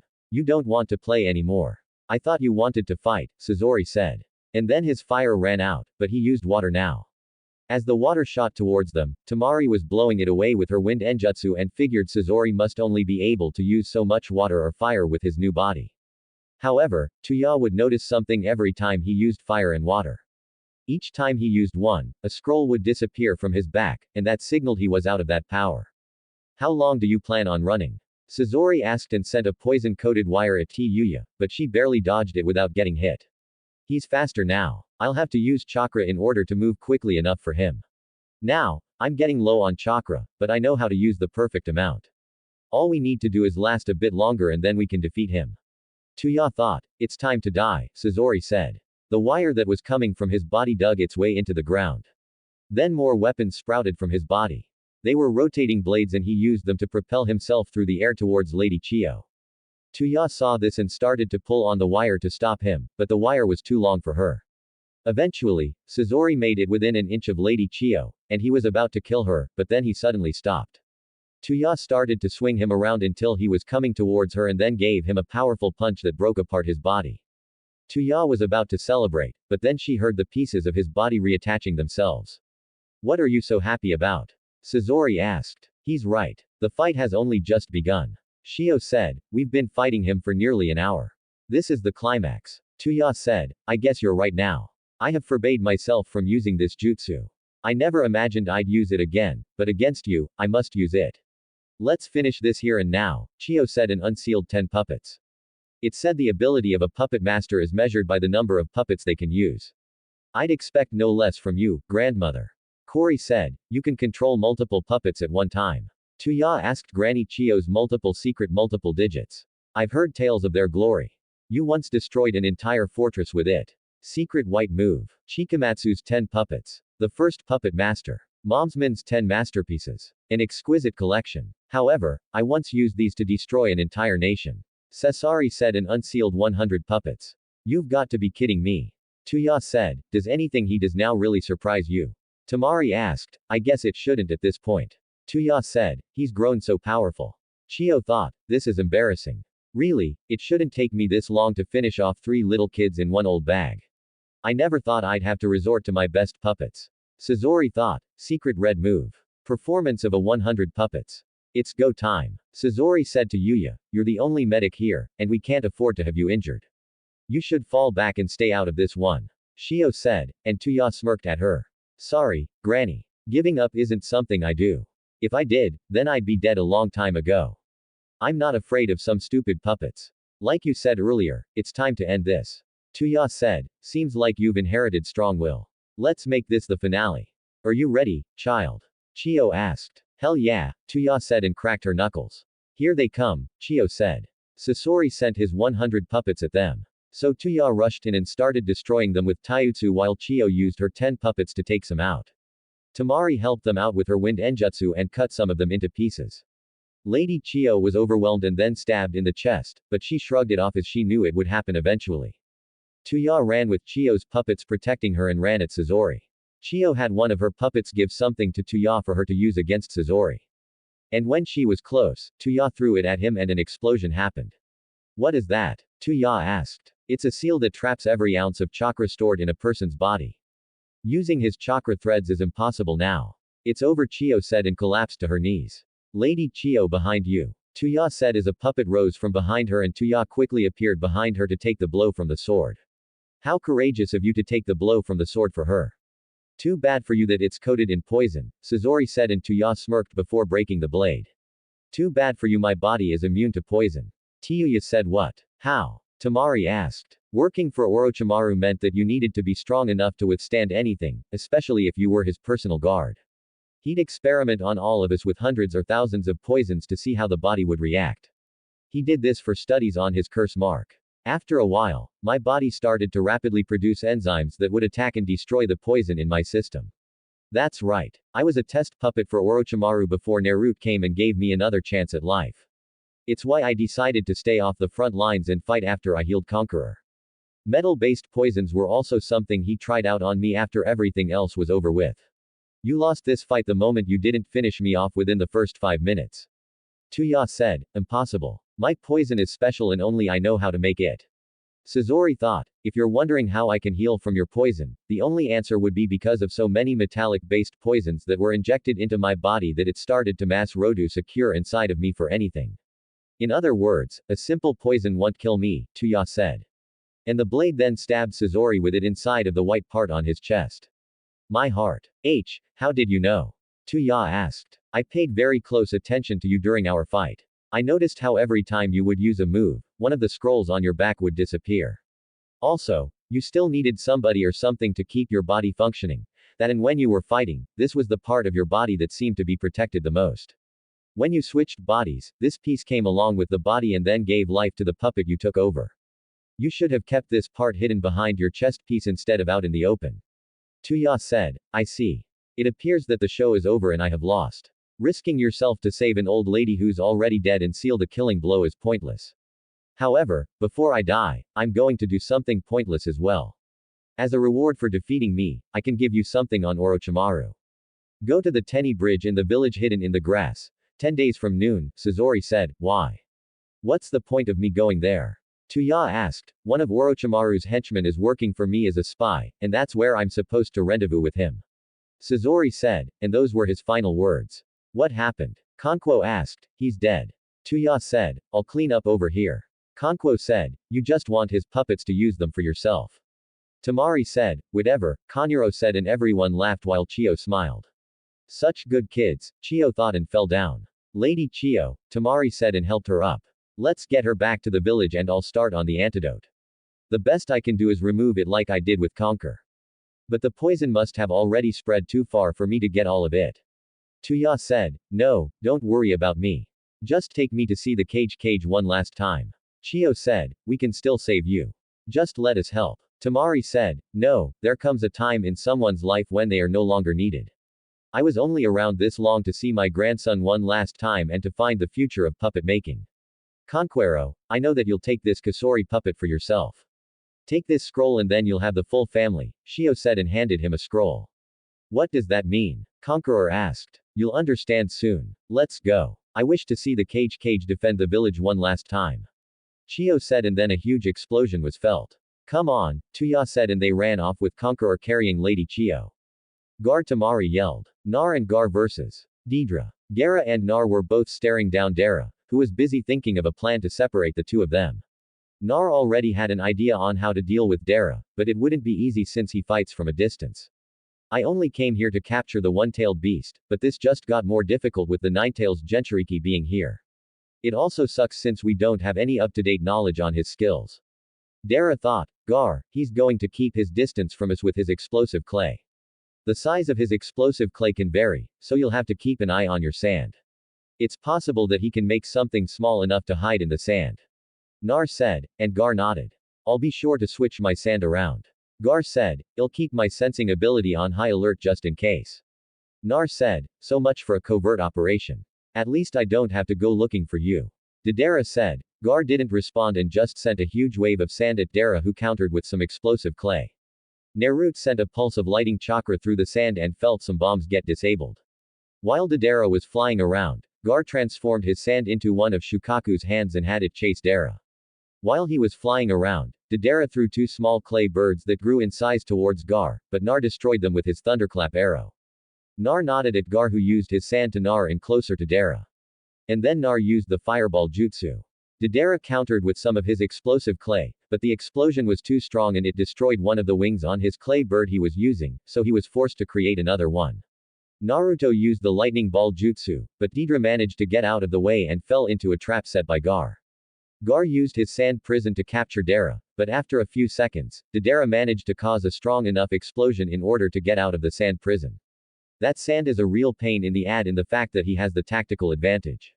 I can't stop him from using it. Deidara said. Of course you can't, Nar said as he was behind Deidara. What the? Before Deidara could finish, Naruto punched him in the mouth and sent him flying towards Gar's sand prison, but he managed to escape with a clay bird. At the last second, Gar used his sand to catch Naruto, who was basically free falling. Gar managed to catch Deidara with a giant column of sand that had been attached to his arm, but Deidara used a giant clay centipede to weaken the sand and get away. Gar managed to use his sand coffin at the last second and crush his arm. The cage is good. The sand he used to crush my arm is different. It's faster and more powerful than the ordinary sand from the desert. It's infused with a lot of chakra, and that must be his go-to for quick defense. I underestimated him. I should have been better prepared. However, even if I did come more prepared for him, the Ninetales Jinchuriki is a huge problem for now. How did he enter the village without Sasori's spy knowing? I can't escape because he's extremely fast. His moves are unknown except for him being able to use fire and lightning jutsu. I need to separate them and take them out one at a time. Deidara thought. It won't work, Nar said. What do you mean? Deidara asked. I bet you're thinking of a way to separate us and take us out one at a time. I'm saying it won't work. While you keep your distance, you're still losing the fight. If you try to run, it won't work since I'll just catch you. And if we manage to get you grounded, then your death is inescapable. You're in Gar's playground, and you should have waited for him to leave Wind County so he wouldn't be surrounded by sand. You were too arrogant thinking this would be easy for you, but it's not. Fighting somebody in their own territory is the dumbest thing you could do, and it's proven that Gar can use his sand to reach you in the air, Naruto said and activated his Hishigan. What kind of dojutsu is that? Deidara thought. You intended to attack my village and capture me. You and the other Akatsuki members would have then extracted Shukaku from me, which would have killed me. As Kage, it is my duty to protect the village, and the price for your actions is death. Gar said. The Akatsuki have now gone from predator to prey. The hunters have now become the hunted. Nar said. It's time we finished this. Gar said. Like hell you will. I'm tired of hearing you both talk and looking at those expressionless faces of yours. Deidara said. I only have enough clay for one last homing type. I'll have to save that for a different time. Deidara thought as he got some clay ready. Nar, while I am all for him being defeated, I must make sure the village is untouched. Gar said. I know. I'll force him back to gain some distance from the village. Nar said. How will you do that? Gar asked. I'm able to use the ice Kagenk. I know we're in the desert, but I have the ability to draw moisture from the air. However, my arsenal is limited since there may not be much water in the air. I'll have to use my weaker ice jutsu. Nar said. I'll lend you a hand. I'll follow your lead. Gar said. Ice shuriken. Nar created 3 giant ice shurikens and threw them at Deidara. Naruto followed it up by using the shuriken shadow clone jutsu and Gar used his sand shuriken. Deidara was looking at a countless amount of shurikens flying at him and had to retreat away from the village. He was too fast for the shurikens, but both Gar and Nar used the great breakthrough to speed up their attacks. The clay bird Deidara was unclipped a few times and he had no choice but to use some of his remaining clay to fix it. Deidara created some small cis clay explosives and threw them towards Naruto and Gar. Nar unsealed a giant Fuma shuriken and threw it towards the explosives after he coated it in lighting chakra. He watched as the shuriken tore through the explosives with no difficulty and Deidara was pissed that none of his plans were working. However, Deidara saw a small opening to attack Gar while Naruto was distracted and summoned his C2 dragon that exploded at point-blank range in front of Gar, who barely had enough time to protect himself with his sand. Gar was knocked out and fell out of the sky, but his sand protected his fall. That's one Jinchuri down, one more to go, Deidara yelled as Nar landed on the ground. Son of a bitch, Nar thought. This is the end for you as well. 9 tails. I guess Itachi and Kisame won't be able to capture their target. Deidara said. C3 explosion. This was Deidara's most powerful large-scale bomb, which became an enormous statue once it was activated. Deidara dropped this on his target from above, which just happened to be Naruto, who was prepared, and threw a kunai high into the air. Nar could tell that its explosive power was great enough to potentially destroy a large portion of Suna and prepared himself to counter it. Once the attack was close enough to Nar and Suna, Dedera caused the clay statue to explode. Nar quickly went through 4 hand signs and then a barrier formed. Dedera's C3 was absorbed in the barrier, and once it was completely absorbed, Naruto flicked his hands out, revealing a Charang Kani between his hands. The explosion happened, but Dedera noticed it was behind him. So, the shock wave from the explosion destroyed his clay bird and sent him falling to the ground. Dedera had to quickly recover since a tornado made of fire was coming towards him. What the hell was that? Dara asked. Spock time Enjutsu barrier. I won't go into the specifics, but let's just say the thing is powerful enough to teleport a tailed beast bomb. Nar said Mindscape. Get up, Gar. Shukaku said. Shukaku, what happened? Did we die? Gar asked. No, but you would have if it wasn't for the ultimate defense you have. Shukaku said. I see. Gar said, as you are now, you would have already been defeated by that Akatsuki member. You're lucky that Brad Naruto was here to help you. Shukaku said, yes, his help has been grateful. I am honored to call him my friend. Shukaku said, yes, you became friends with one who gave you your first loss in a real fight. Now, I have a proposition for you. Actually, it's more like a deal. Shukaku said, what is it? Gar asked. Since you've learned of me, you've never forcefully tried to use the powers I grant you. And for that, I have come to respect you. You even managed to fight off me driving you crazy growing up. And if you haven't noticed, I haven't tried that ever since the loss to Naruto Uzumaki, as you call him. Do you know why? Shukaku asked. Because Naruto fixed the seal I had. Gar said, exactly. The only reason I would force you to go insane and close your eyes so I could take over was because the seal was too small and it was irritating me. I did that to see if anybody would check the seal to see if it was functioning properly, but it took 12 years for somebody to realize what was going on. Shukaku said, I'll be sure to tell Nar you're thankful for that. Gar said, absolutely not. I refuse to have that stupid fox thinking I owe his host a favor. Shukaku said, I see. What is this deal you proposed? Gar asked, what I am offering is complete use of my powers and my full cooperation. Shukaku said, I'm listening. Gar said, as you know, you're able to use sand all around you, but the sand that is not in your gourd will be significantly weaker than what you have stored away. With my powers, you'll be able to control sand to your will and create sand from the earth if you do not have a source of sand with you. I will also give you the ability to use iron sand. And I'm not talking about the knockoff version created by the third case cage. Since I'm the one granting you the gift, your iron sand will be 100 times stronger than his. Your senses will be enhanced like mine, and with enough training, you'll be able to use the tailed beast bomb. Shukaku said, what do you want in return? Gar asked, I just want a bit of freedom. Allow me to come out of the seal in a smaller form to roam around the village, and you have complete control to bring me back into the seal if you want to. Shukaku said, that seems fair. How do I go about this? Gar asked, this is a 6-symbol seal. It usually is made to have a key, but Naruto didn't make it that way. All you have to do is approach the seal and twist it counterclockwise, Shukaku said. Head and Gar did as told. Now what? Gar asked and Shukaku held out his fist to him. Now we become partners. I am Shukaku, the one-tailed beast and guardian of the desert. Shukaku said and Gar bumped fists with him. I am Gar of the Sand, the 5th cage, brother to Conquer and Tamari. You are no longer just the guardian of the desert. You are now my partner and citizen of the hidden sand village. Gar said, now let's get wild. Shukaku yelled and Gar nodded. Real world. What's the matter? 9 tails. Afraid that you can't stop me on your own. Dara teased as he was back in the sky on a clay bird. Me. No. I know I can defeat you. He can also, Nar said. And then Gar appeared next to Nar.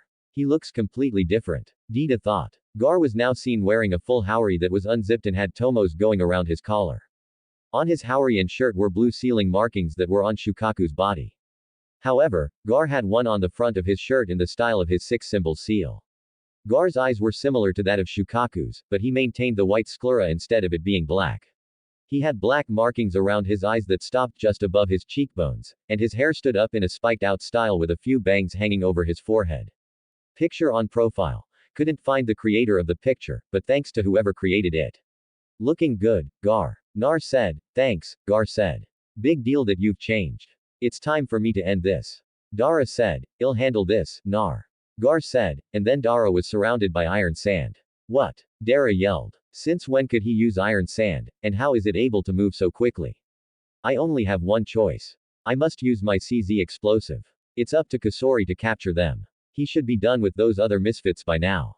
Dara thought. Dara ripped off his Akatsuki cloak, his shirt, and chain mesh underneath and revealed a mouth that was stitched up on his chest. He undid the stitches on his chest, and fed the mouth a huge ball of clay. Gar seemed unfazed, as did Nar since he had complete faith in Gar and his new abilities. Nar felt a huge amount of chakra being built up from Dara and Gar did as well since he added a thick layer of regular sand inside of the iron sand. Nar was impressed to see Gar using two different types of sand at the same time but decided to question him later. Dara was surrounded by a huge black sphere that was made from his explosive chakra. The sphere started to crack open and Gar closed the sand prison he trapped inside of. The sphere containing Dara exploded. But thanks to Gar's new abilities, the explosion happened inside of the sand prison. And Gar covered the sand prison in some of Shukaku's seals to keep the explosion inside to protect everyone. Even though the explosion was inside of the sand prison, it was still powerful enough to create a shock wave that shook everything within 10 miles. After a while, the sand prison started to deflate, and Gar slowly released the jutsu, revealing no trace of Dara. He blew himself up. Gar said and dropped his transformation. Yeah, at least that's one Akatsuki member down. Naruto said. Gar, Tamari yelled as everyone came running up to them. Are you two okay? We felt a huge shock wave come from this way. Conqueror said, we're fine. The Akatsuki member known as Dara has been defeated. Gar said, once again, you prove why I made the right choice in nominating you as 5th Cease Cage, Lord Gar. Chio said as she got off of Conqueror's back. Lady Chio, how did the fight go with Sazori? Gar asked, he's gone. Tuya was a huge part of the reason we won. Chio said and coughed up a lot of blood. Are you alright? Nar asked. Don't worry about me. What's your name, child? Chio asked. Naruto Uzumaki Namikaze. Nar said, I see. You're a striking resemblance to your father and Tuya is stubborn just like your mother was. It seems as if the future is in good hands with all of you. Chio said and Tuya knelt down to check her pulse. How is she Tuya? Tamari asked and Tuya shook her head. She's fighting but it's really faint. Tuya said and moved out of the way as Tamari knelt down. It's okay, Lady Chio. You can rest now, Tamari said and gave her a small smile. Thank you, Chio said and took her last breath. Everyone take a moment to honor Lady Chio and her many sacrifices for the village. Gar said and everyone bowed their heads. 3 days later, Hokage office. I see. Seems like the two of you handled things pretty well. Sununade said, well, we are the best of our generation.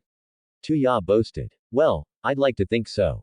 Naruto's a cage-level shinobi and the only and you're clearly on your way to becoming an elite jonin if you keep this up. Sununade said, yeah, I know. Tiyuya said, too bad you still have that attitude. Said, there's also something I need to tell you. Tiyuya said, what's that?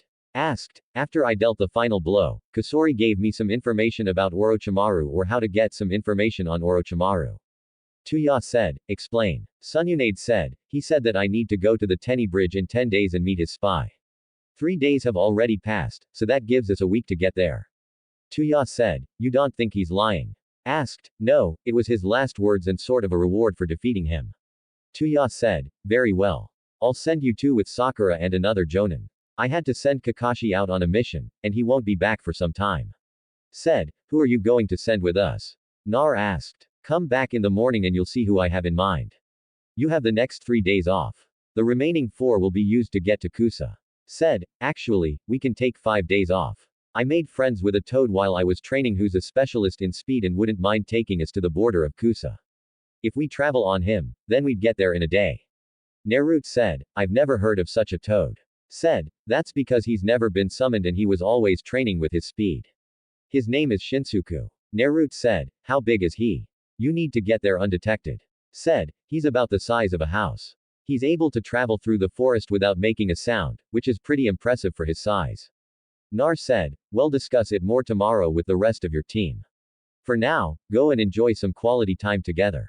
Sakura was looking for you too. Sununade said, okay, see ya, granny. Nar said, bye, big tits. Tiyuya said, and they walked out. My lady, are you sure it's wise to send Naruto out on these kinds of missions knowing the Akatsuki is after him? Shizune asked, Nar can handle himself. Send a message to Elders Kaharu and Homier for me. I need to speak with them. Sununade said. Yes, ma'am. Shizune said. Naruto and Tuya. So, we've been gone for 3 days. What do you want to do? Nar asked as they were walking down the street. The sun is about to set. How about we go grab something to eat? I want some barbecue, to Yuya said. Sure. Nar said, hey, Nar. To Yuya, a voice said, Nar asked, hey, Pinky, what's up? Tuya asked, and Sakura sighed. We've been friends for nearly 3 years. Can you at least call me by my name? Sakura asked. Not a chance. Tuya said, so, what's up? Nar asked. I was wondering if you two would like to join us at Yakiniku. Sakura said, it's up to you, Tuya. We were heading there anyway. Nar said, who's us? Tuya asked the entire rookie class. Sakura said, you do realize that besides Naruto, I'm only friends with you, the blonde bimbo and Ten, right? Tuya asked, yes, I know. They'll just have to learn to deal with it. None of them have any real reason to not like you. Sakura said it. Let's go. I'd like to see the look on the blind stocking face when I walk in with you. Tuya said. Tuya behave. Nar said, yeah, I hear you. Tuya said and waved him off. Keep it up and you'll sleep in the extra room tonight. Nar said and started to walk away with a smirk on his face. What? You can't do that to me. I'm sorry. I'll behave, Tuya said and ran after him, making Sakura a chuckle. Those two were meant to be together. Sakura said, bring your pinky. Tuya yelled. I'm coming. Temperamental redhead. Sakura mumbled. Yakiniku Q. I wonder where Sakura is. Rock Lee said, after the last time, do you honestly expect her to show up? Ten asked, she said she'd be here, but she was going to be a bit late. Ino said, do you know what she had to do? Ten asked, no, if I had to guess, then probably something for Lady Sununade. Ino said, hey guys, I'm here and I brought some people to join us. Sakura said as she approached the table with Naruto and Tuya. Why is she here? Shikamaru asked, because I invited them. Sakura said, who's the hunk standing next to her? Ten asked, he's mine. Tuya said, wait, that's Nar. He's hot. I mean, he was always good looking before, but he's now. Ino said with hearts in her eyes. You thought he was good looking before? Ten asked, I mean, who wouldn't? Yahi always wore those horrendous orange outfits and was annoying. But in my book, he was the second hottest boy in our class behind Sasaki. Boy, was I wrong, Ino said and started to drool. If you aren't going to put that drool to good use, then you should close your mouth. Naruto said, making all the girls blush and Ino pass out from a massive nosebleed. Hey, remember who you sleep with at night. Tuya said and smacked him upside his head. I know. I was just teasing, Naruto said as they sat down in the only seats that were available, which were between Ka and Hinata. I can't believe I have to sit next to you. Tuya mumbled. We can always switch seats if you'd like. I wouldn't mind sitting next to Naruto and Ino can switch with Ka. Hinata said in a tone that was polite and snotty at the same time. Tuya thought, and Naro just raised an eyebrow. No thank you. I'd rather stay here. If I get scared or tired, I have my big strong boyfriend to lean on. Tuya said and gave him a kiss on the cheek. Oh boy, here we go. Sakura thought. She has to leave. We made it abundantly clear that she's not allowed to be part of our group. Ka said, I see. So that's how you all are. Nar said, what the hell does that mean? Ha asked. It means none of you other than Ino. Sakura and Tenant have changed over the years to better yourselves. Shino as well, Nar said and Shino nodded. It's good to see you again, Nar. Shino said likewise. Nar said, what do you mean we haven't changed? We've all become stronger. Ka said, you may have gotten stronger, but you're still the same shitty people from the academy. You're all a bunch of shitty individuals. Shoji, you've got your head so far up Shikamaru's that you don't even possess the ability to think for yourself. Neji, I can't really get on you because you must obey Hinata for the simple fact that you have the caged bird seal on your forehead and don't want her to activate it. Hinata, I was never yours and I barely knew you existed. Honestly, I probably never would have dated you anyway since you've basically stalked me my entire life. Shikamaru, you only hate her because she kicked you and made you cry because Choji was sent to the ER. Yatamari told me all about that. Naruto said she's an outsider that doesn't belong. Ka said she's an outsider, but while I was gone, you would constantly try to have with her to fulfill your needs, you horny mutt. You're lucky all she did was put you in a coma for a few weeks. Nar said she got lucky. I can handle her in a straight-on fight. Just like I can handle you, Ka said and stood up. Sit, Naruto said and activated his Hishigan, placing Ka under a genjutsu that made him obey. Whoa, Sakura said, everyone I just named is no better than they were in the academy. Hinata, you once said in class that you hated bullies, and now you've become the very thing that you hate. Nar said, she stole you from me. Hinata said, I was never yours. Naruto said, you were supposed to be with me and not this thing. Hinata said, this thing also humiliated you during the Chunin exams. If we were to have to fight for his love, then you already lost. Tuya said, Ni, you don't seem to be bothered by my words. Nar said, that's because you haven't told one lie. It is true. I hold no ill will towards Tuya. Ne said, shut up, Hinata said and activated the caged bird seal, making Neji yell out in pain. Neji, Hinata, stop, please, Tenen said and Naruto placed his sword by her head. Stop it or else, Nar said and glared at Hinata, who added more power to the seal. So Naruto moved the sword closer to her face, drawing blood, making her stop. Nay, are you alright? Ten asked, and he didn't respond.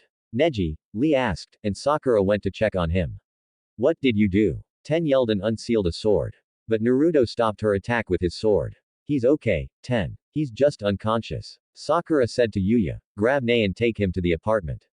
I'll be there shortly. Nar said, okay. Yuya said and vanished with Neji. Bring my servant back this instant. Hinata said, it's funny how roles changed between you and Nae. You wanted him to be your cousin who loved you, and now you're abusing him the way he did you. Naruto said and stood up. But Shikamaru used his shadow possession jutsu to catch him. We're not done here, Shikamaru said. Yes, we are. You're all a disappointment except for the names I listed. Sakura, we need to be in Tsunade's office tomorrow morning. Naruto said and just walked out of Shikamaru's jutsu. I can't believe you did that, Hinata. Ten said and left. Nar and Tuya apartment. Where's he at? Nar asked. He's in the extra room. I had to move some stuff out of there just in case he woke up and got nosy. Tuya said, what stuff? I thought that room was already cleaned out. Nar said, I had to move my personal items out of there. Tuya said and blushed. I see. Anyway, I'll go do him a favor. It'll be quick, Nar said and went in the room. But then somebody knocked on the door. It's me, Ten. Ten said, I'm coming, Panda, Tuya said and opened the door. Can you not call me that? Ten asked, nope. What brings you here? Tuya asked as she closed the door. I want to check on Nae. Ten said, Naruto's with him. He should be out soon. Tuya said, I can't believe Hinata would go so far. Ten said, it's always the quiet ones. So, you two are finally dating, huh? Tuya asked, yeah, it took him forever to ask me out, though. Ten said, don't worry, Nar was the same way. Tuya said, I can't really blame him. The way he was treated in the orphanage was horrible. I don't think until you came into his life that he's ever actually felt real love. Ten said, what do you mean in the orphanage? Tuya asked, that's right. I was in the orphanage and before I was adopted, I'd see Naro get mistreated. I was told he was bad and nobody would want to adopt me if I played with him, so I kept my distance. Ten said, that's up. What happened to the people at the orphanage? Tuya asked, nothing. But then a few years later, they all turned up dead in the alley. It was a complete massacre from what I was told. Ten said, I know what happened to them. Tuya said as she connected the dots. What happened? Ten asked. I killed them. Naruto said as he came out of the room. Why? I mean, I get why, but you were so innocent. Ten said, it's because I'm the gentry for the Nine Tails. And before you ask, no, he's not a rampaging. Anyway, the fourth Hogue couldn't kill the Nine Tails, so he sealed it inside of me. That's why I was treated the way I was in the orphanage and growing up. Nar said, enough of the sappy how's her boyfriend doing? Tuya asked. He's free. Naruto said and walked away to his room. Where is he going? Ten asked. To our room. Now, if you stay the night and you two decide to all night, activate the silencing seal and wash the sheets when you're finished. Depending on my mood in the morning, there may or may not be breakfast ready. Tuya said and went to her room. We're not going to do that. Ten said, you said that when he stayed at your house 2 months ago, Tuya said and closed the door. Do I even want to know? Naruto asked as he took his shirt off. Nope. Can you give me a hand with this? Tuya asked and turned around so Naruto could I clip her bra. I don't get why you just don't get a bra that clips in the front. Nar said, my tits are too big. I had some before, but the clips kept breaking. That's why I have you now. You can put my bra on and take it off for me. Tuya said, I like the idea of taking it off better. Nar said and kissed her neck. Nar to Yuya moaned. Yes, Nar said and kissed her passionately. Come take a shower with me, Tuya said and dragged him into their bathroom. Should I activate the silencing seal? Nar asked. Only if you think you can't handle a blowjob, Tuya said as he took off his pants and made her drool. Let's see what happens, Nar said. And Tuya got on her knees. Unknown area. So, Dara and Sazori have failed. A man with purple eyes said, yes, I was only able to recover their rings, and that's it. A black and white plant creature said. I see. Continue figuring out what happened, Zetsu. Those two should have been able to take on the one-tailed Jinchuriki each by themselves. The main said. Of course, Zetsu said and sunk into the ground. Itachi Kisame, what news do you have about the nine-tails Jinchuriki? The man asked. All we know is that he's returned to the village. No information has leaked out other than that said Konoha is doing better than I expected. None of our spies are able to infiltrate the Leaf Village. The man said. What should we do? We can't get into Konoha for any information and I want to get back at him for nearly killing me last time. Said we wait until he leaves the village to capture him. If that fails, then I'll personally go after him. Dismissed, the man said, and everyone left. What are you thinking, Nagato? A woman with purple hair and amber eyes asked. Conan, my name is Pain. As for my plans, we shall see what happens for now. After all, nobody can stand up to a god. Pain said. So guys, what do you think about this Naruto story? Tell me your opinion in the comments. And if you want more Naruto What If stories, make sure to subscribe to Universe of Naruto. Thanks for watching.